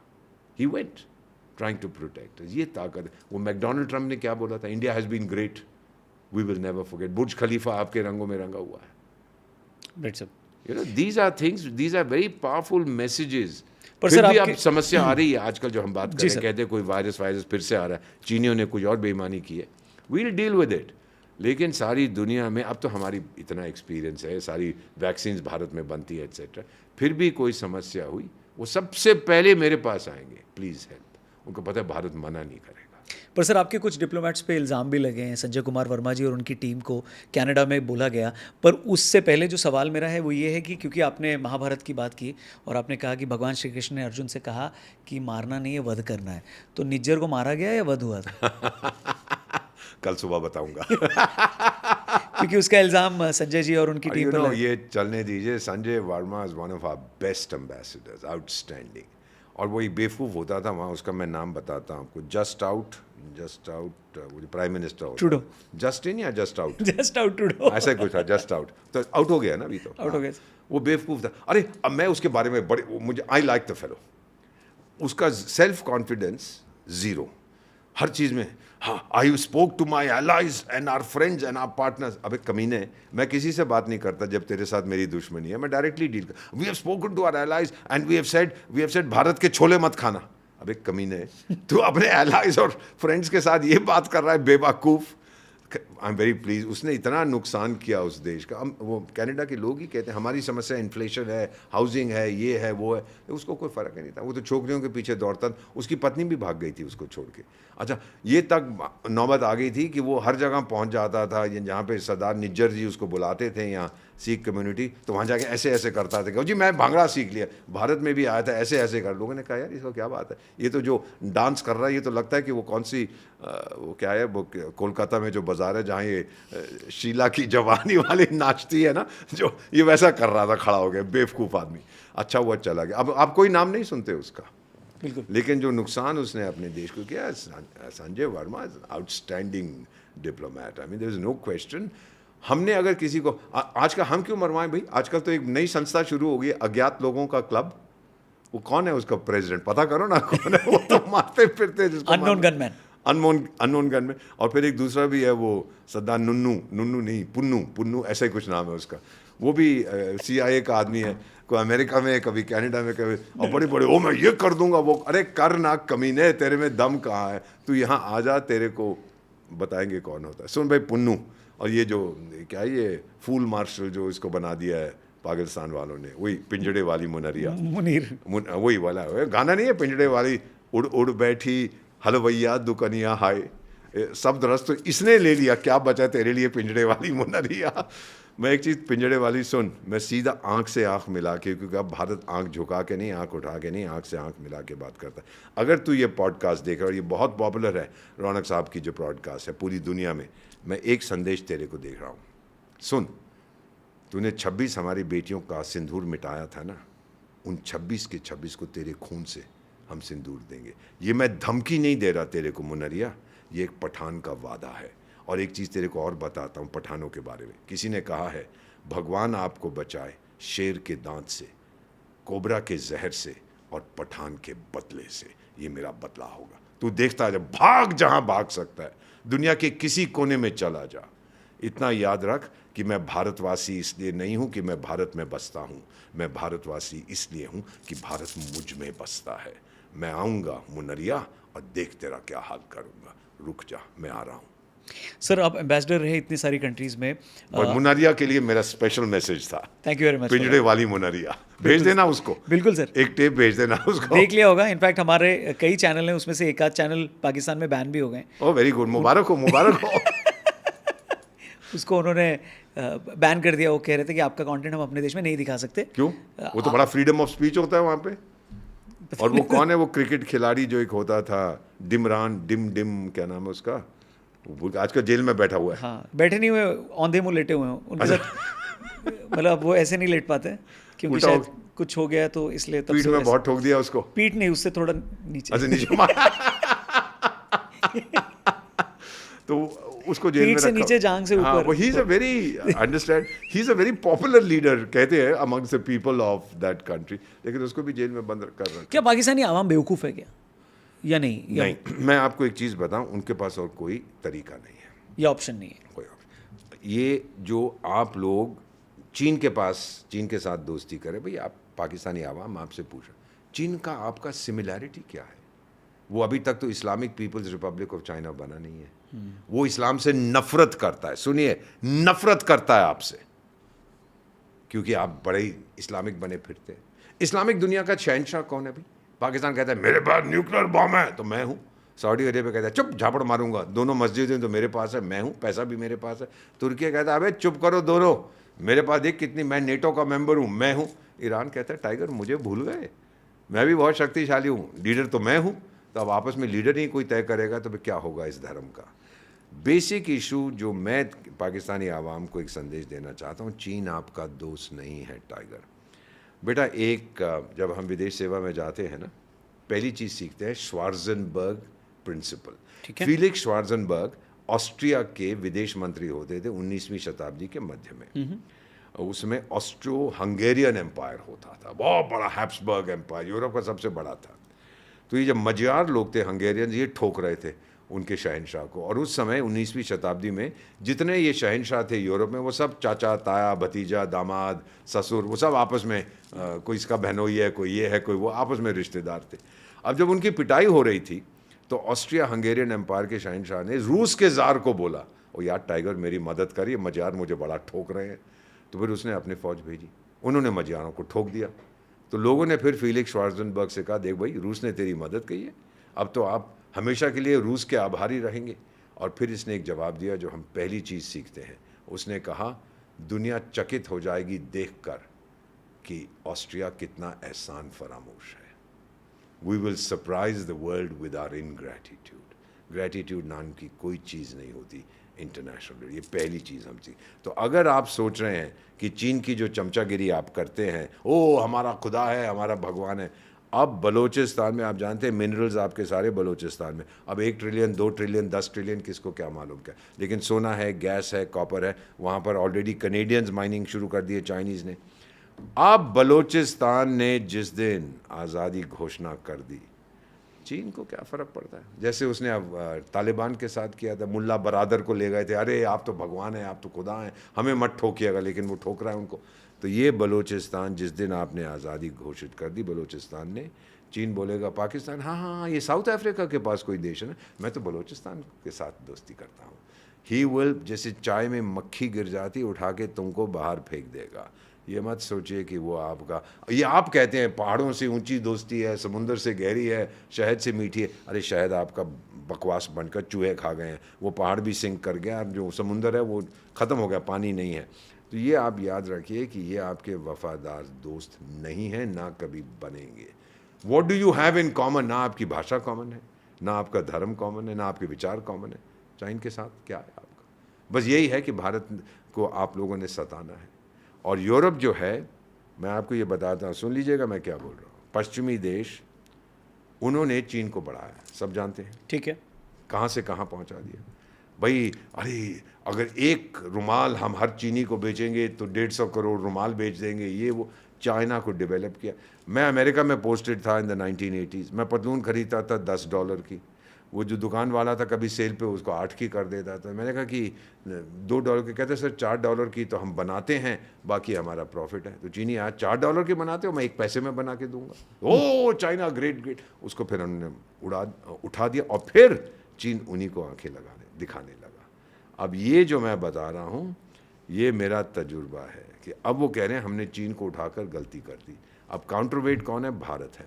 लेकिन भारत में कहीं कल मुझे आंख ना दिखाने लगे, तो इसीलिए मुझे ये पागलस्तान चाहिए जो एक चूहे की तरह वहाँ पे खड़ा रहे और कुछ ना कुछ करता रहे। जी sir. So this is the reason ये पाकिस्तान का। अदरवाइज आपका क्या कहना है? मैकडोनल्ड ट्रम्प को फ़र्क पड़ता है? बिल्कुल। पाकिस्तान को क्या होता नहीं? रूस को फ़र्क पड़ता है, यूरोप को फ़र्क पड़ता है पाकिस्तान जिंदा है या मर? पाकिस्तान हाँ हम ये है वो, और तुम कुछ नहीं हो। दुनिया भर में लोग आप पे थूकते हैं। 10 लाख आपके नागरिक पिछले साल 2024 में देश छोड़ के चले गए थे, क्वालिफाइड पढ़े लिखे लोग। सऊदी अरेबिया कहता है यहाँ के भीख मांगते हैं, वो वीज़ा नहीं देता। आप कोई इज्जत है, कोई सेल्फ रिस्पेक्ट है आप लोगों का? बड़ी बड़ी बातें करते हो। अब हमने पानी आपका बंद कर दिया। सर मैं तो इन्वॉल्व था इन लेट 90s में इंडस वाटर ट्रीटीज़ की एक रिव्यू मीटिंग में। तो हमने कुछ सुझाव दिया जो हमारे काउंटर पार्ट से उधर से, हमने कहा भाई ये करोगे? अजी नहीं बिल्कुल नहीं, इंशाअल्लाह सब ठीक हो। और यार देख अल्लाह बड़ा अच्छा व्यक्ति है, उसके पास टाइम का आके तेरे को ड्राई लैंड फार्मिंग सिखाए, क्योंकि सिंधु नदी का पानी सूख रहा था उस समय। 20 साल हो गए, 20 से ज़्यादा साल पहले सूखना शुरू हो गया था। मैं कहा सुनिए आपको ड्राई लैंड फार्मिंग सीखनी है या थोड़ा सा हाइड्रोलॉजी सीखना है, हम बताते हैं, हमारे पास बहुत नॉलेज है। नहीं जी नहीं, इंशाअल्लाह। चल ठीक है भाई, फिर रुके बैठे रहो। अब देखिए हालत क्या है। मैं आपको जो पाकिस्तान के लोग हैं सीधा देख के कह रहा हूं, आपका एक वो बिली बंटर, वो सांड है जो मिनिस्टर होता था, हो उसको उर्दू नहीं आ रहा, ओ यहाँ तो खून बहता है, पानी बहता है। अबे गधे, तो क्या बात कर रहा है? और अब देखिए मेरी बात सुन ले भुट्टे वाले, मेरी बात सुन ले जितने वहाँ बैठे, मेरी बात सुन ले पिंजड़े वाली मुनरिया। 2 साल के अंदर तुम तरसोगे पानी की बूंद बूंद के लिए। 24 महीने का समय है। और फिर काबुल नदी, आपका जो कृषि है 80% डिपेंड करता है सिंधु नदी और उसकी 3 बेटियों पर, और बाकी जो 20% है वो निर्भर है काबुल नदी पर। और काबुल नदी को भी अगर रोक दिया, बांध बन गया, क्योंकि अफ़गान आपसे नफ़रत करते हैं, ये एक पठान कह रहा है। एक देश जिसने आपको संयुक्त राष्ट्र संघ में घुसने नहीं दिया था 1947 में, वो था अफ़गानिस्तान। तो लोग यहाँ कह रहे थे, जो आपके एक्सपर्ट्स हैं ना कमीने, कि ओ जी अब तो तालिबान आ गया, भारत को बहुत खतरा है। क्यों भाई? मैंने क्या बिगाड़ा है अफ़गानिस्तान का? मुझसे क्यों नफरत करेंगे? उसने मेरा क्या बिगाड़ा है? कुछ भी नहीं। आजकल तो मेरा दोस्त बन गया वो। बिल्कुल इंटरनेशनल अफेयर्स में ऐसी चीज़ें कहना सही नहीं होता, क्योंकि हालात बदलते रहते हैं, हमेशा बदलते हैं। तो तालिबान एनिमी है या फ्रेंड? हमारा तो दोस्त है उसको, क्या और हमेशा से दोस्त था? 100%। मुझे अफगान कहते हैं मेरे दो भाई। गजनी में मेरा परिवार है, अभी भी कुछ 2-4 रिश्तेदार हैं मेरे अफगान दोस्त। मुझे अभी भी, मैं दरी बोलता हूँ, मुझसे बातचीत करके कहते हैं यार देखो हमारा बॉर्डर तो भारत के साथ होता था, ये कमीना कहाँ से घुस गया बीच में? भाई 47 तक तो ये था ही नहीं ना। तो कहते हैं कि हम तो आना जाना फ्री होता था हमारा। वो डूरेंट लाइन शोरेंट लाइन को गोरे के बच्चे ने बना दी और हम लोगों को अलग कर दिया। और जब इस देश पाकिस्तान को बनाया तो हमारी आधी पश्तून कम्युनिटी वहाँ रह गई, आधे यहाँ रह गए। ये मैंने सूडान में देखा, जब दक्षिण सूडान बना, कीनिया में एट्सेट्रा। दक्षिण सूडान वाला मुझे कहते थे कि लोग उनसे कहने लगे भाई तुम्हारा वीज़ा कहाँ है, तो वो पूछता है कि भाई वीज़ा क्या होता है, पासपोर्ट क्या होता है, अरे वो मेरे भाई का घर है, वो देखो 10 कदम यहाँ से। बोले सॉरी, पहले पासपोर्ट लाओ फिर वीज़ा लाओ, आप अलग हो गए। सो ये चीज़ें पश्तून कभी स्वीकार नहीं करे, कभी मेरे लोग यहाँ रहे। पहली भारतीय इंडियन गवर्नमेंट इन एग्जाइल कहाँ बनी थी? 1914 या 15, राजा विश्वनाथ यूपी की जो थे उन्होंने बनाई थी in Kabul. Indian government in exile, British के बरखिलाफ लड़ने के लिए। लेकिन फिर बाद में पहला विश्व युद्ध खत्म हुआ तो उसको डिसमेंटल कर दिया था। और उसको पैसे कौन देता था? Emir of Afghanistan. उनके तो बहुत अच्छे संबंध अभी तक बचे। I don't know, you are too young. मेरे बचपन में जो हमारी अफगानिस्तान की इमेज क्या थी? काबुली वाले की। याद है आपको? Yes, मम्मी डैडी को याद है काबुली वाला? मुट्ठी भर देखो काबुली वाले, तेरी झोली में क्या है? झोली में मेरी एक जादू की छड़ी है। जादू की छड़ी तो बना दे हम सबको परी, लो बन जाओ परी। वो गाता था, बहुत अच्छा लगता है। 100 बार मैंने वो फिल्म देखी होगी। और फिर खुदा गवाह भी जो रिसेंटली आई थी, they have no hostility to, why should you have it? मैंने क्या बिगाड़ा है आपका? आपने मेरा कुछ नहीं बिगाड़ा, ना मैंने आपका कुछ। बल्कि मैं तो हजारों अफगानों को ट्रेनिंग देता हूँ, मैं आपकी फौज को ट्रेनिंग देता हूँ। They love India, there is no question about. So वो आपको अपने रिलीजन के एंटाई नहीं मानते? 100%। रिलीजन उनके लिए देश है, हम अपने देश में करेंगे ना, बाहर क्यों जाके हम करें? They have, you follow Islam करिए, but when you begin to hurt me, फिर मैं जवाब दूंगा। ठीक है। मुझे याद है जब सेकंड टाइम उन्होंने लिया था, काबुल में वापस आ गए थे, तो एक किसी पाकिस्तानी चैनल पे कोई उनका मंत्री चंद, अहो अब तो हमारे अफगान भाई आ गए हैं, तालिबान भाई, हम उनके लिए जान दे देंगे। तो तुम्हारी जान ही तो ले रहे हैं। क्यों तकलीफ हो रही है गधो? अब क्यों पछता रहे हो? और अभी उनका आर्मी चीफ कहता है, देखो जी मैं क्या करूं, मैं तो इतना अच्छा आदमी हूं, लेकिन वो तो मेरी बात ही नहीं सुनते। वो TTP, वो तहरीक तालिबान पाकिस्तान को इनकरेज कर रहे हैं, मेरी बात ही नहीं सुनते। अच्छा, तेरा तो एक वो होता था, वो इंटेलिजेंस वाला जो वहाँ पहुँच गया था जब तालिबान की दूसरी बार आए, तो वो तो जाके कहते जी मैं सरकार बना के आता हूँ। आजकल वो भी जेल में बैठा हुआ है, वो जो इंटेलिजेंस वाला था। एक अफगान मुजाहिद मुझे कहीं मिला था किसी देश में, मुझसे बातचीत हुई जब तालिबान वापस, फर्स्ट टाइम जब तालिबान आया था 1994 में, तो उसने मुझे एक चीज़ कही थी। ही सेज, एम्बेसडर मैं आपसे एक चीज़ कहूँ कि पाकिस्तानियों ने कोशिश की थी, पाकिस्तानियों ने, कि हमें बताएं जंग कैसे लड़ेंगे। कहता हमने उनसे पूछा, टाइगर वाई शुड आई, मैं मुजाहिद जो कभी जंग हारा नहीं है अफगान, मैं राय क्यों लूँ आपसे जो कभी जंग जीते नहीं है? वाओ। कि मैं कभी जंग हारा नहीं हूँ, तो मैं आपकी बात क्यों सुनूं? आप तो कभी जंग जीते नहीं है बेटा। ये बड़ी चीज़ है अफगानों के बारे में।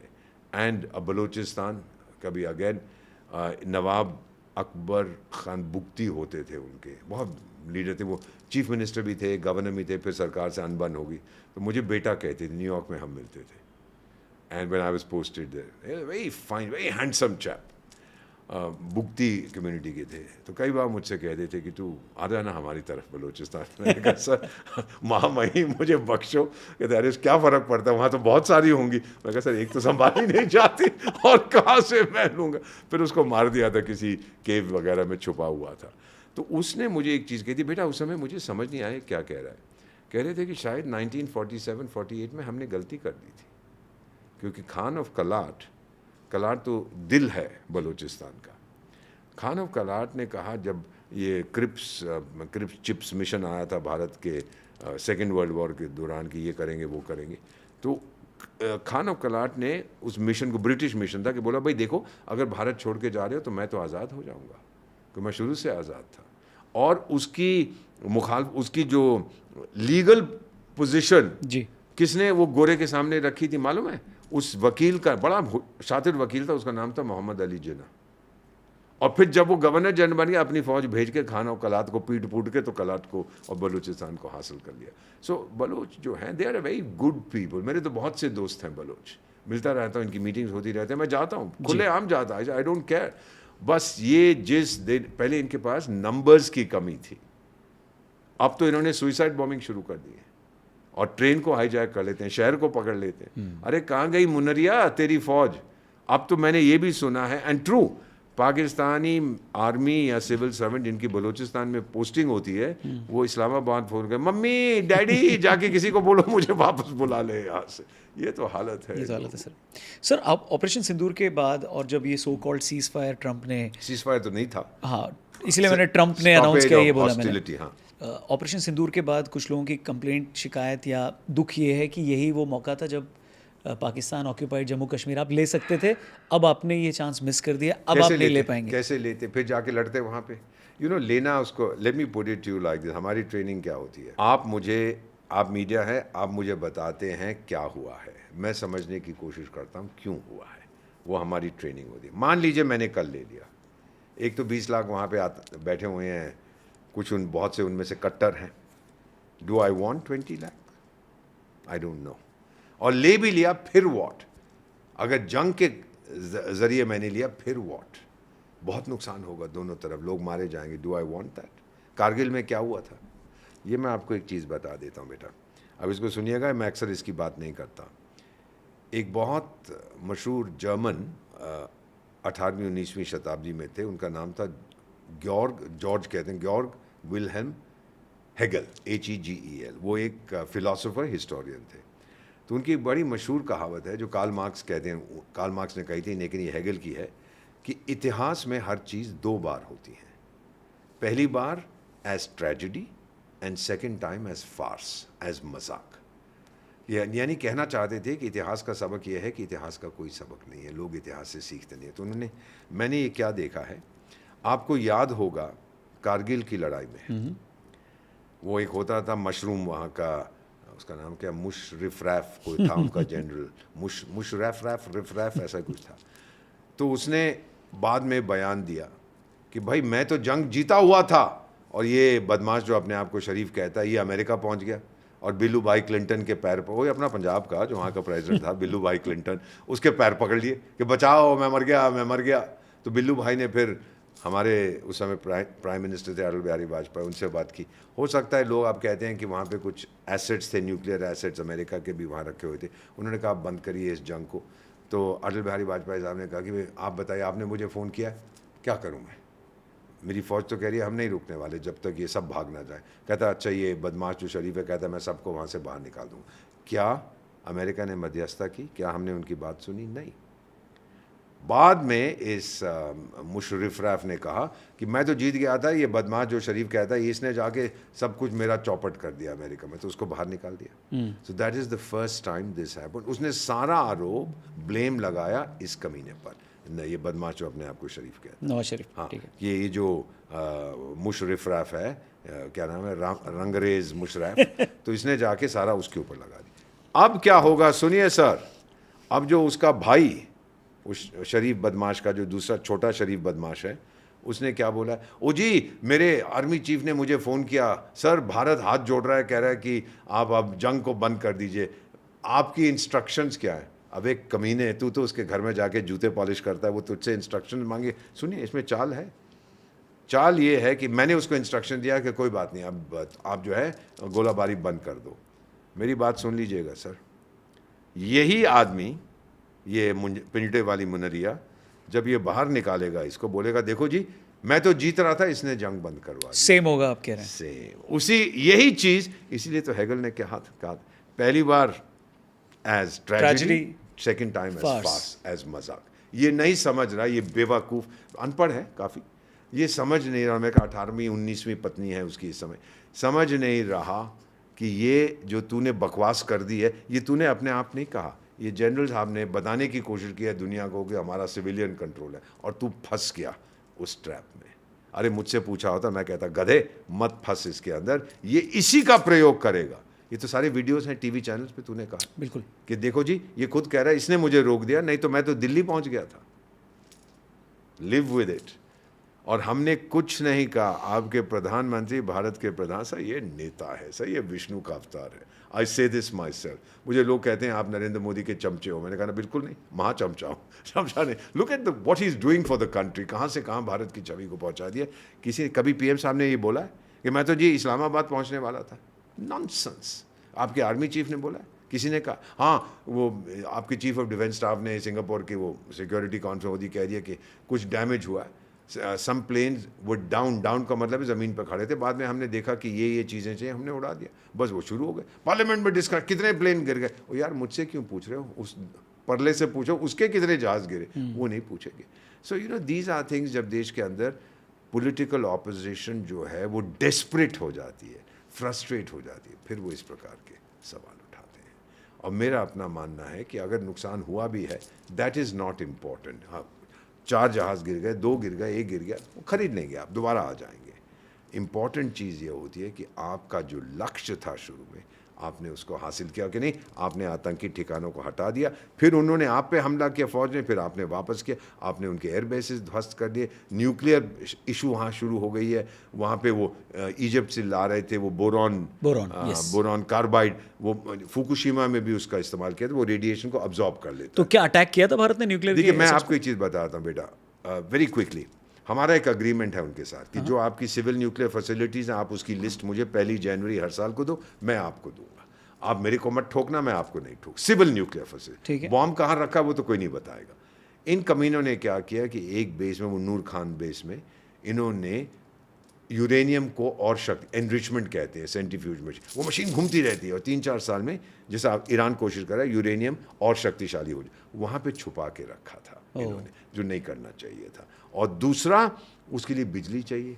जब बिजली नहीं होती है तो फिर वो सारी मशीन फट जाएगी, तो फिर वहाँ पे इन्होंने एक सिविल न्यूक्लियर रिएक्टर रखा हुआ बिजली पर। हमें नहीं मालूम था, ठीक है, हमने बॉम्ब किया, अब वो रिएक्टर का सिर फटा और रेडिएशन बाहर आई। तब फिर एक टर्की का जहाज़ भी वहाँ गया था, मुझे लगता है कि कुछ अमेरिका के भी न्यूक्लियर एनरिच्ड यूरेनियम वहाँ पड़े होंगे, वो लेने के लिए गया था। हमने जो अटैक किया, इधर से भी सुरंग बंद कर दी, इधर से भी बंद।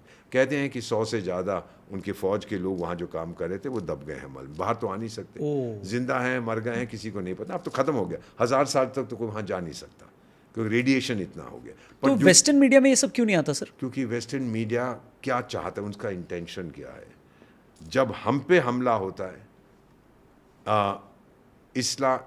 क्या बोलते हैं कि मिलिटेंट्स अटैक्ड इन पहलगाम, जब न्यूयॉर्क में होता है टेररिस्ट अटैक्ड इन न्यूयॉर्क।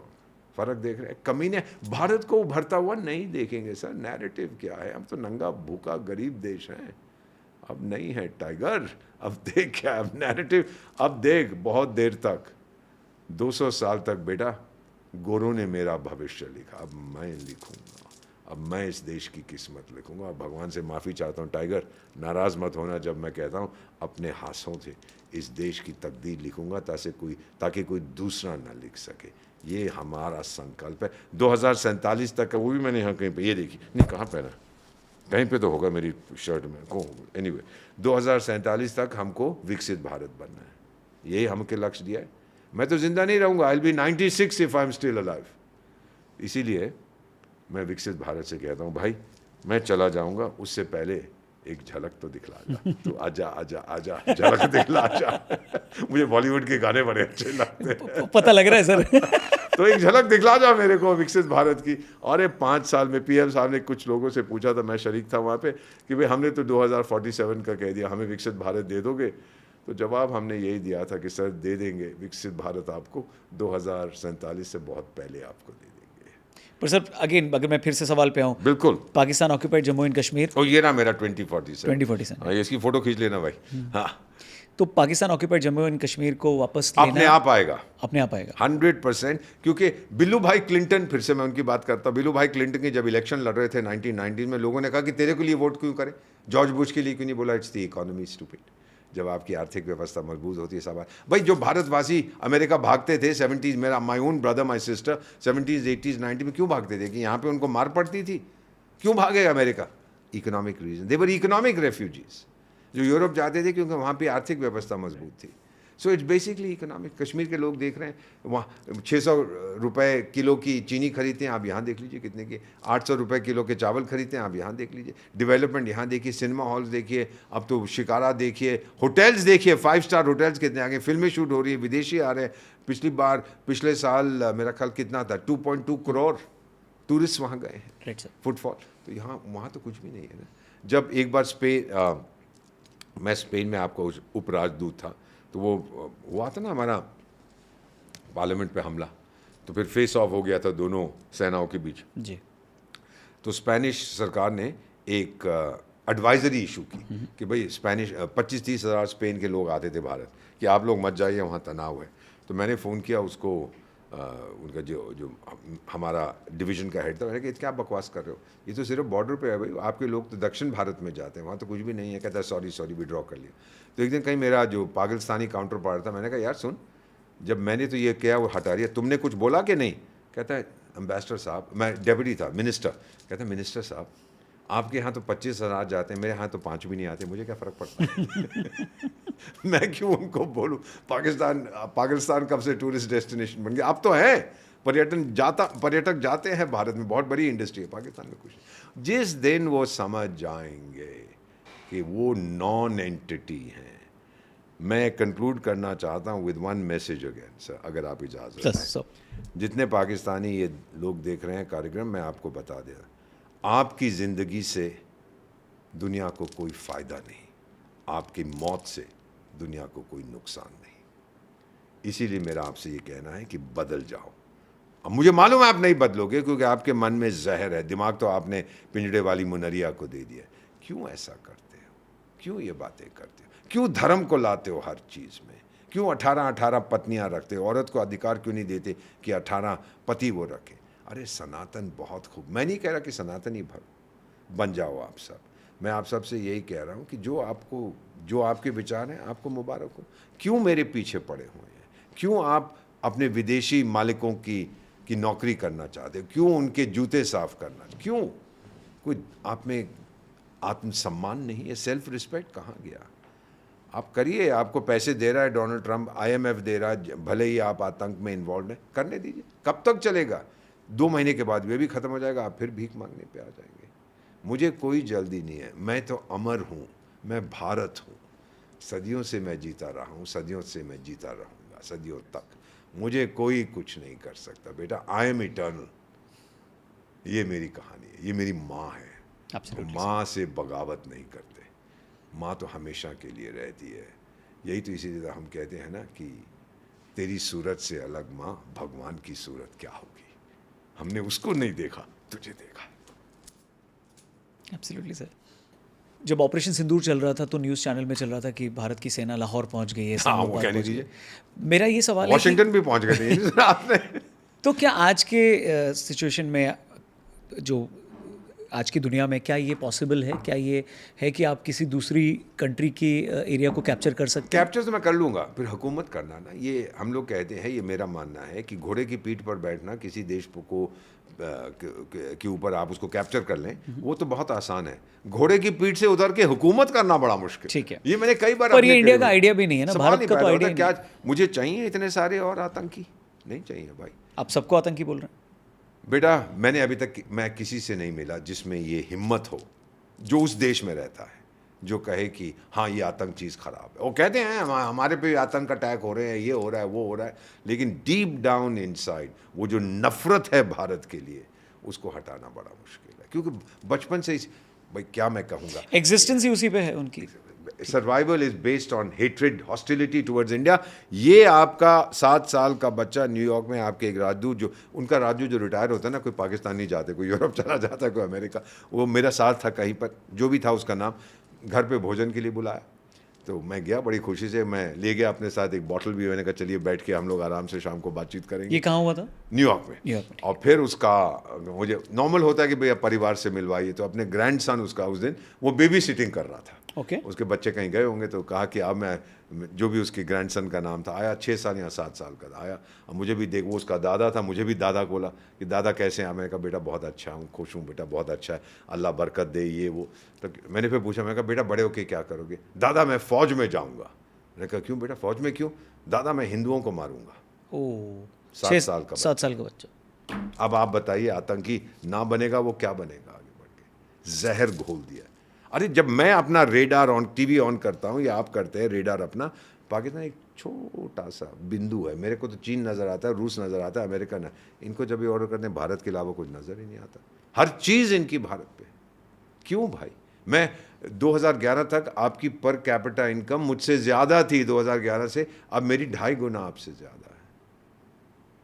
ये खर्चा कितना हुआ है ये जो जंग हुआ है ना, operation Sindoor, as a regression analyst मैंने तो इसका अनुमान लगाया $15 बिलियन।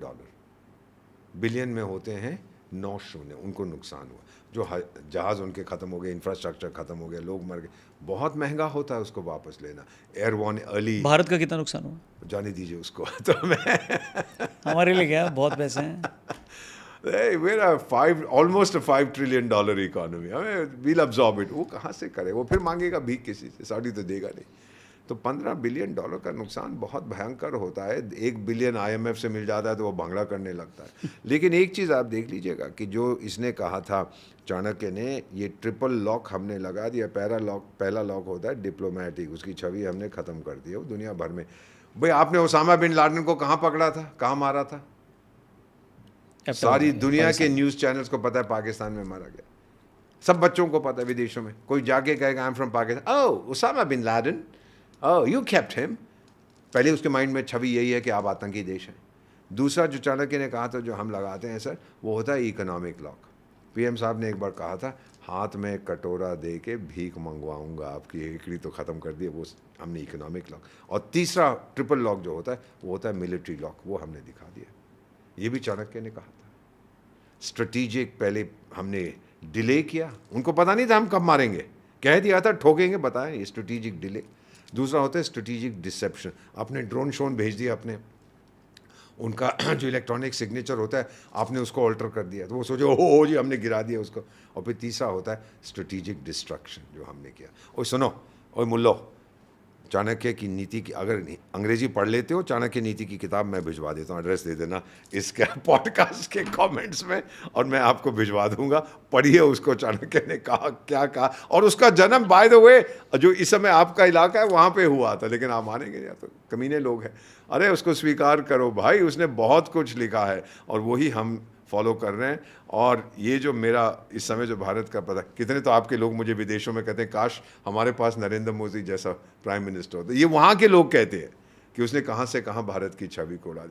भाई गायना का जब प्रधानमंत्री कहता है कि आप यहाँ 5 साल रुकिए मेरे देश की तरक्की करें, इसका मतलब क्या है? यू नो, भारत टेम्पल बन गया, सनातनी टेम्पल, अक्षरधाम वालों का जो स्वामी नारायण टेम्पल वो बन गया। कहाँ सोचा था मैंने 20 साल पहले कि ये होगा, हो रहा और जगह। और मेरा देखते जाइए सऊदी अरेबिया में भी बनेगा मंदिर कुछ समय के बाद, क्योंकि वो भी अब अपनी दूसरी इमेज जी बनाना चाह, मॉडरेट, जो भी मॉडरेट होता है, प्रोग्रेसिव।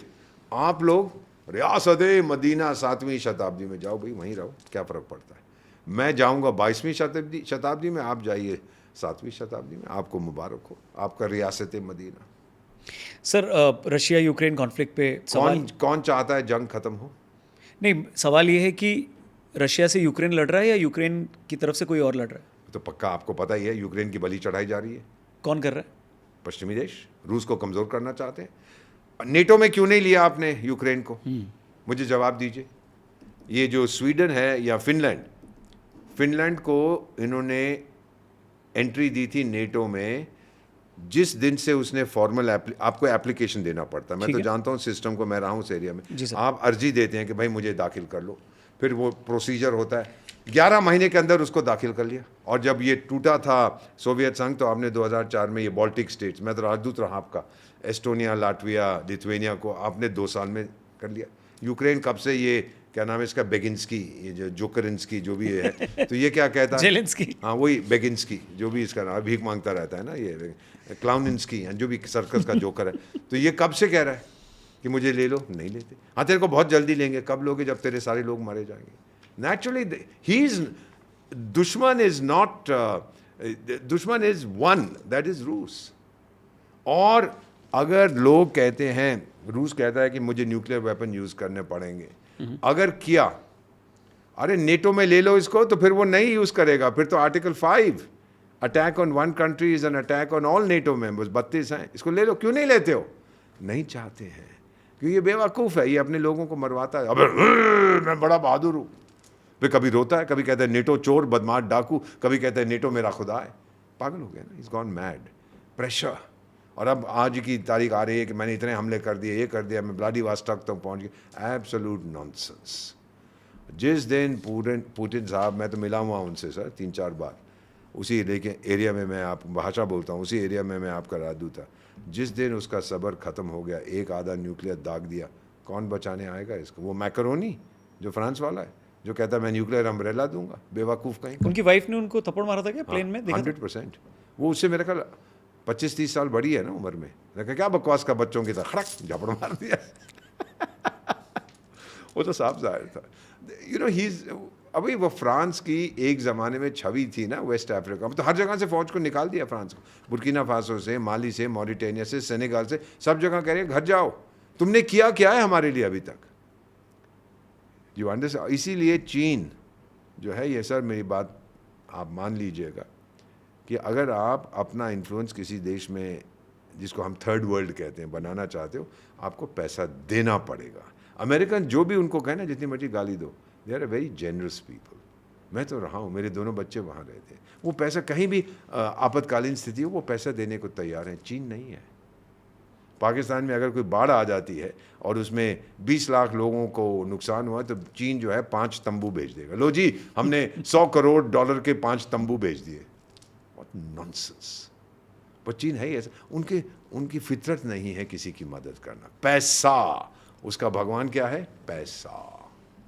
सर आपने बातचीत में कहा कि 53 कंट्रीज़ हैं जिनकी यहाँ पर काइनेटिक कॉन्फ्लिक्ट चल रहा है अभी। 59 कंट्रीज़ हैं। सबसे ज़्यादा बड़ा प्रॉब्लम कहाँ पर है? देख रहे हैं आप, यूक्रेन में देख यूक्रेन, रहे हैं, रशिया। रूस का देख रहे हैं, और गाजा इजराइल का आप देख रहे हैं। इजराइल के इस एक्शन पे क्या स्टैंड है आपका? मेरा सिंपल, इजराइल जो करना चाहता है वो करे। बट अमेरिका इजराइल को नहीं रोकता। नहीं, अमेरिका क्यों रोकेगा? उसने मैकडोनाल्ड ट्रम्प ने क्या बोला, मैं तो यहाँ पे वो बना, अरे सर मैं गाजा गया हूँ, इट्स ब्यूटीफुल। मध्य सागर, मेडिटेरेनियन सी का पानी जो आता है गोवा के मुकाबले का नहीं है, लेकिन बहुत खूबसूरत है। बनाओ अपना रिजॉर्ट, मैं भी जाऊँगा, और वहाँ पे वो बेली डांसिंग होगी और सब कुछ होगा। मैकडोनाल्ड ट्रम्प तो यही करना चाहता पर है। अभी बच्चे भूखे मर रहे हैं, एक नैरेटिव चल रहा है। गलती किसकी है? कितने गाजा वाले हैं जो कहते हैं हमास चोर है, डाकू है, बदमाश है, नहीं करना कोई नहीं कहता। थैंक यू वेरी मच, जन्मदिन मुबारक हो। राइट आपने तो जिहाद बना दिया उसका, हर चीज में जिहाद। अरे जिहाद अपने आप से लड़ा जाता है, अंदर बेवकूफ हो। मैं बताऊं कब आपको, तक लड़ा जा रहा है वो? अब तक की लड़ रहा लड़ते है because वो खाली कर रहा है ना उसको। बहुत लोग, इजराइल के एक बहुत अच्छे बुद्धिजीवी मेरे बहुत मित्र हैं, उन्होंने मुझसे एक चीज़ कही थी। सेज हमारी समस्या डेमोग्राफिक अग्रेशन है। इजरायली महिला शादी करेगी 1 या 2 बच्चे मैक्सिमम, या तो यहाँ तो एक पत्नी के साथ 25 करते हैं, ये हमको तो खा जाएंगे ये लोग। So we have to clear them out. उसने बड़ा क्लियर है नेतन्याहू। मुझे मिले आप नेतन्याहू से? सॉरी, नेतन्याहू से मिले आप? हाँ सुना। कैसे as a person? Super committed totally to his country, just as Narendra Modi is committed totally to India. एक चीज़ अगर वो क्या नाम मैकडोनल्ड कहता है कि मागा मेक अमेरिका ग्रेट अगेन, इनका भी ये है पीएम साहब का MIGA, but it is make India great always, not again. You know, come on sir, ये विष्णु का अवतार है ये व्यक्ति। जितनी आप लोगों ने ऑपोजिशन ने गाली देनी है दीजिए, मुझे कोई फ़र्क नहीं पड़ता। भारत की जनता जानती है कि ये आदमी कौन है और क्या कर रहा है।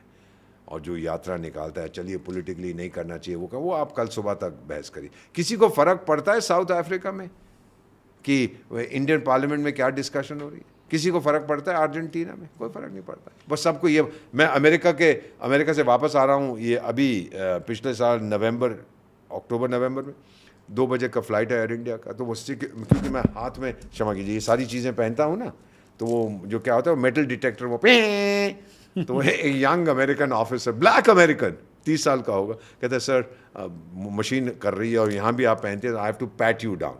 फिर कहता है ये क्या ये क्या ये क्या, ये मैं बता रहा था। फिर मुझे पूछा आप कौन से देश से हैं?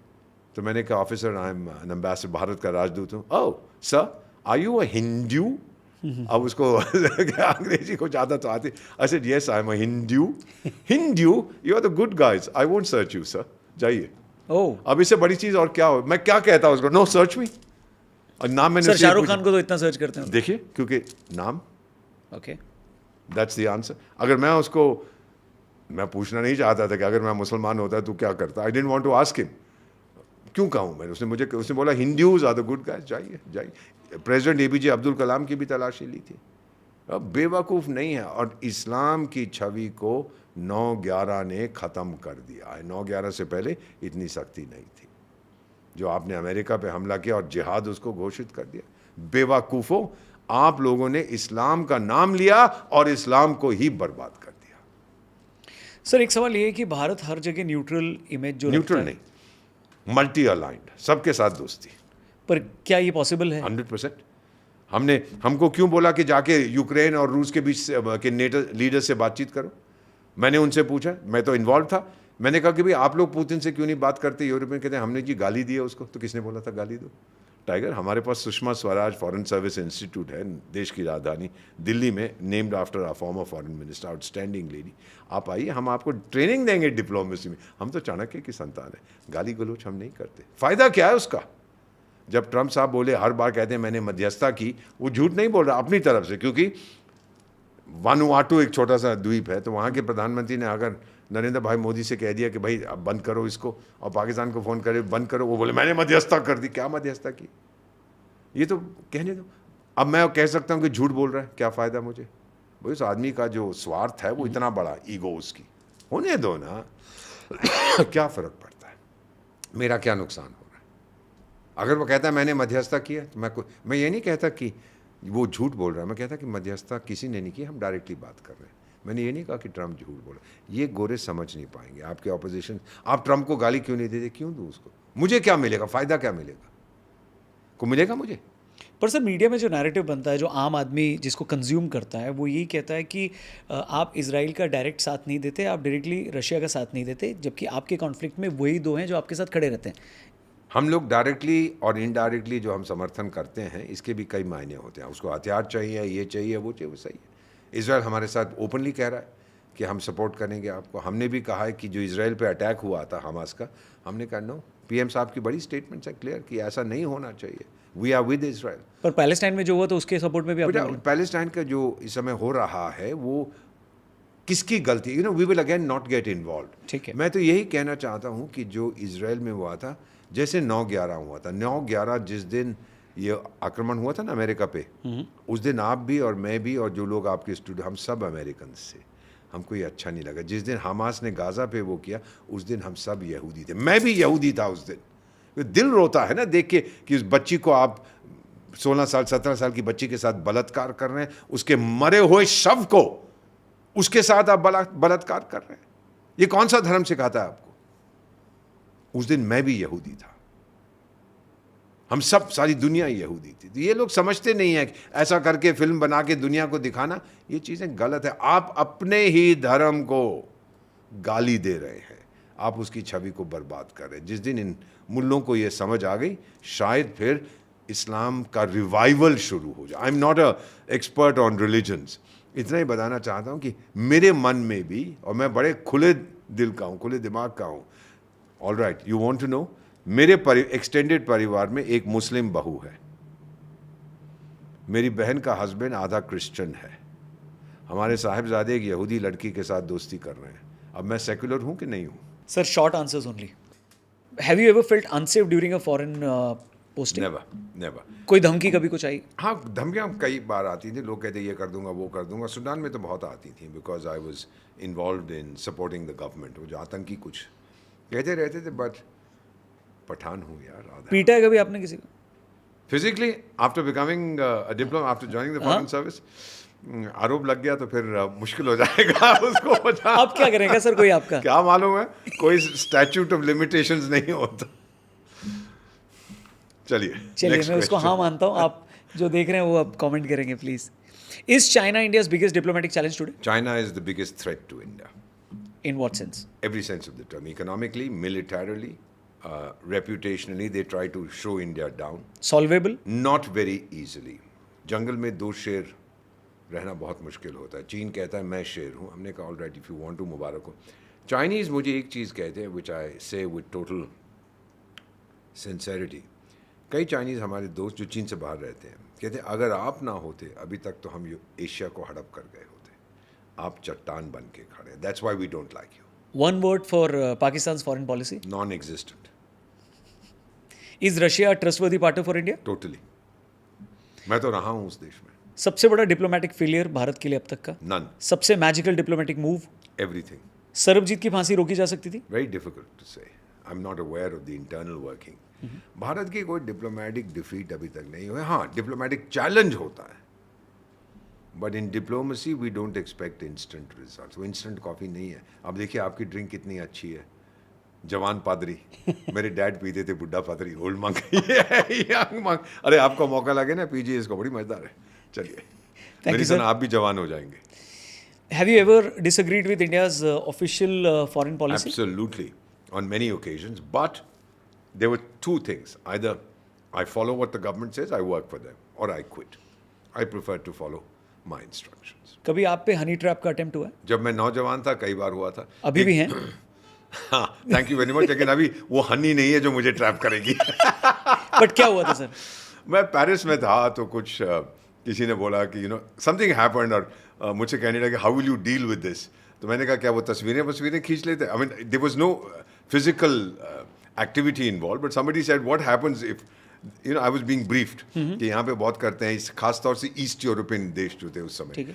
तो मैंने कहा अगर वो मुझे फोटोएं भेजेंगे, तो मुझसे पूछा कि अगर आपको 10 फोटोएं भेजेंगे क्या करोगे? मैंने कहा मैं सीधी बात बोलूंगा, फोटो नंबर 1 की 40 कॉपी भेजिए, फोटो नंबर 2 की 30 भेजिए, मैं अपने दोस्तों को बांटूंगा। They just gave. Nobody ever tried it. They knew my values, my family values are too strong, beta. But how easy or difficult it is to honey trap someone? Oh, very easy to do it. I mean, there are people जो सब अपने आप को Rambo समझते हैं, mails females. देखिए हमारी वो भी तो थी, वो लड़की मिस गुप्ता जो इस्लामाबाद में पकड़ी गई थी। She was involve, physically involve with somebody, उससे मेरा ख्याल 20 या 30 साल छोटा था पाकिस्तानी। उनके रिलेशनशिप डेवलप होती गई, फिर उसको वापस लाया गया। We brought her, she was arrested, she was sentenced to jail, then I think she passed away. She passed away, yes. तो वो केस जो था वो फिर जो है वो अबेट हो गया। One word for diplomacy under Modi? Outstanding. Room of improvement है कुछ आपको लगता है? Always Which zone is critical? The best foreign service in human history is the Indian Foreign Service. And under Prime Minister Narendra Modi, I believe we have achieved remarkable success. As I mentioned, indecisive India, चला गया भारत बहादुर, मोदी साहब ने किया है। दुनिया को बता दिया है कि मेरी कॉम्प्रिहेंसिव नेशनल पावर होती है, उसमें आपका होता है आत्मविश्वास, होता है मिलिट्री होती है, इकोनॉमी होती है, उससे कहीं ज़्यादा है कॉम्प्रिहेंसिव नेशनल विल पावर। वो आज मेरे पास है। बांग्लादेश आपका फ्रेंड है या एनिमी? भारत का या मेरा पर्सनली? नहीं, भारत का ऑफ कोर्स। मेरे तो बहुत दोस्त हैं वहाँ, including the former prime minister. फिलहाल इंडिया में ही हैं अभी वो? अभी इंडिया में। आप मिले उनसे? तो आपको जवाब देता हूँ सवाल का, वो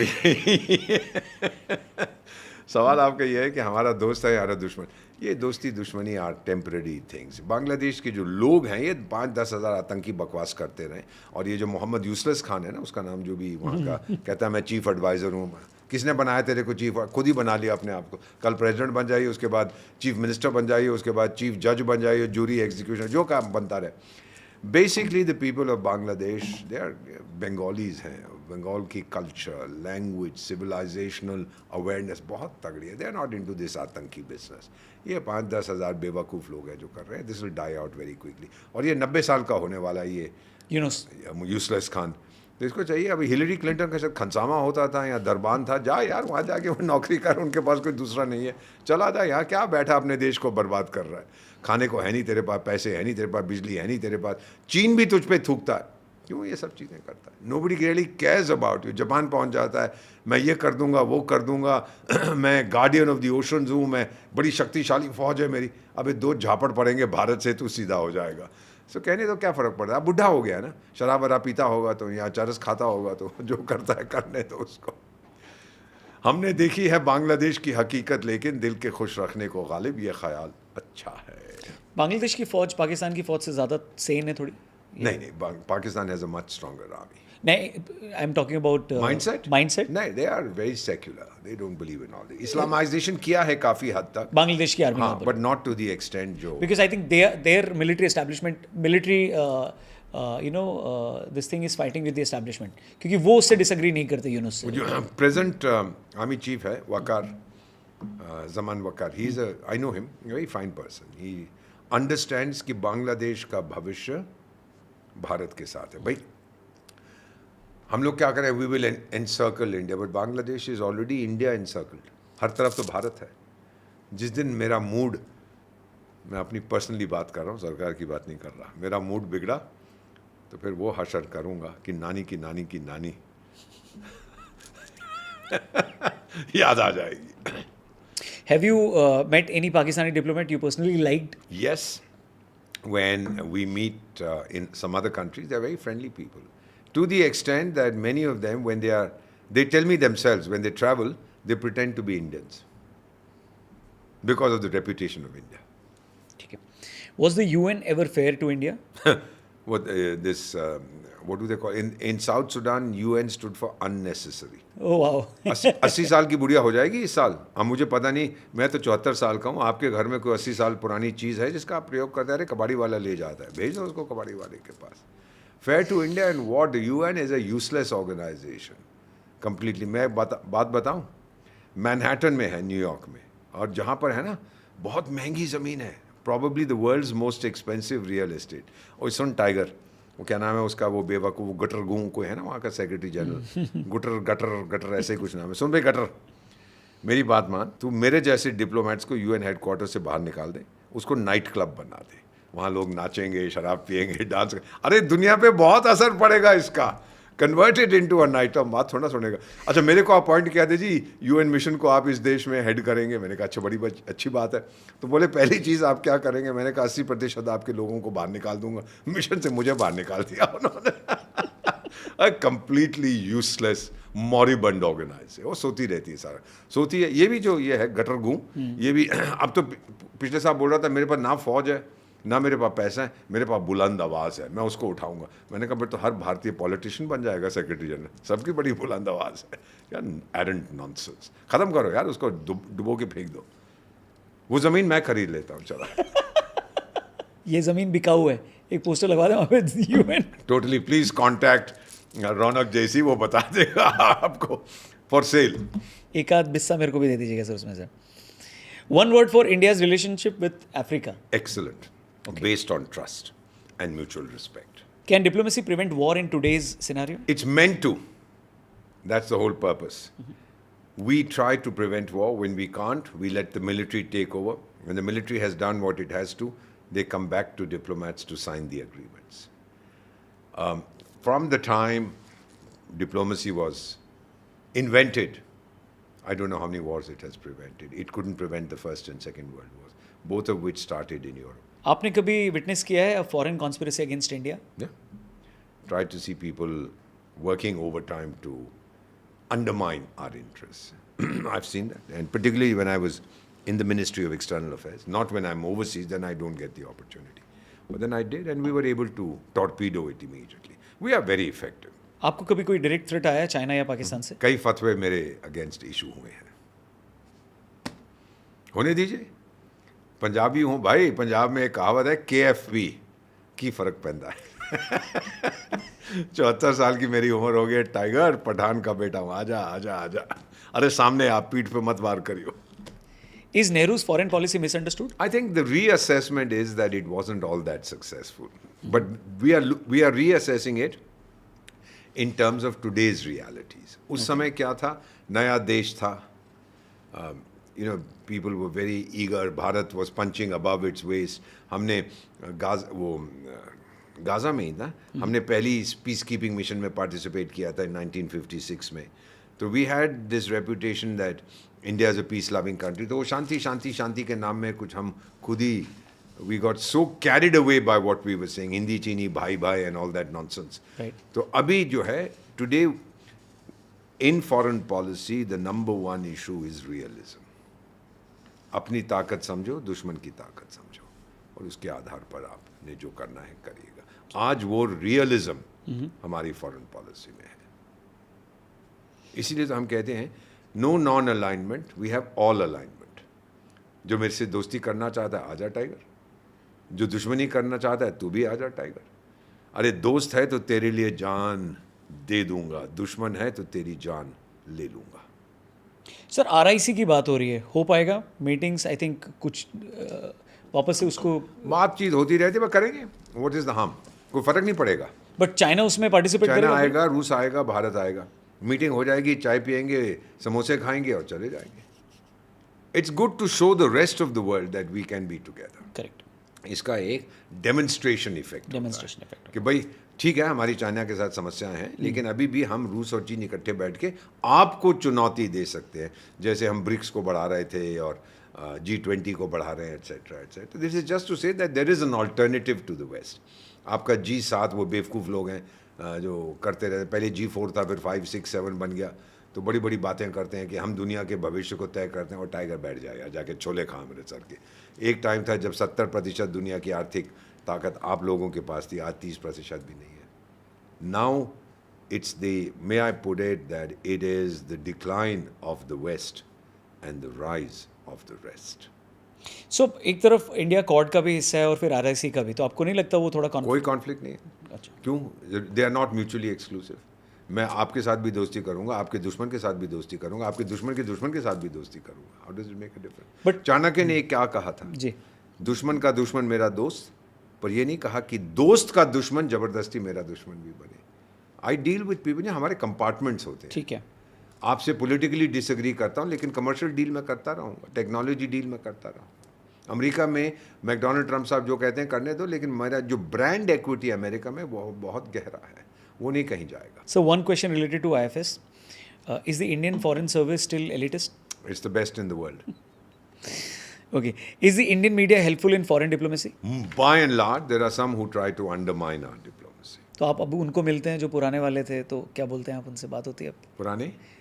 जो भारत की मीडिया पहले अलग थी 10-15 साल पहले. I would say that there is evolution always, and that's a process of growing up. It's a very natural process. अब ज़्यादा सवाल करते हैं, एनालाइज करते हैं. My only request is, जो लोग आप जैसे हैं, यंगर पीपल, और जो करोड़ों लोग आपका प्रोग्राम देख रहे हैं, भारत को आप गोरे की नज़र से मत देखो, भारत को भारत की नज़र से देखो, फिर आप समझ पाएंगे कि मेरी माँ क्या है. बट सर डिफ़िकल्ट इसलिए ज़्यादा है ना, क्योंकि जिस जनरेशन से आप आते हैं और जिस जनरेशन से अभी की जिससे आप हैं, पब्लिक है, वो इंस्टाग्राम को देख के बढ़ती है. फर्स्ट टाइम उनको ये रियलाइज़ हुआ ऑपरेशन सिंदूर में कि हमको जो फ्रीडम मिली हुई है वो ऐसे ही नहीं मिली हुई है. अचानक से जब उनके सर पे ड्रोन उड़ रहे हैं जम्मू में, जब अचानक से ब्लैकआउट हो जाता है, तब उनको ये समझ में आता है कि इतने साल पहले जब मनोहर पर्रिकर ने S-400 ख़रीदने का डिसीजन लिया तो वो गलत डिसीजन नहीं था. वरना यही जनरेशन उस टाइम ये कहती थी कि आपके डिफेंस सिस्टम में, एयर डिफेंस सिस्टम के लिए इतना खर्चा क्यों, तो हथियार क्यों ख़रीदना है, हर चीज़ में भारत में डिबेट होती है. क्योंकि आप एक बड़े वॉलेटाइल रीजन में हैं. एक तरफ कई बार लोग इसको आर्क ऑफ इस्लामिक इंस्टेबिलिटी भी कहते हैं.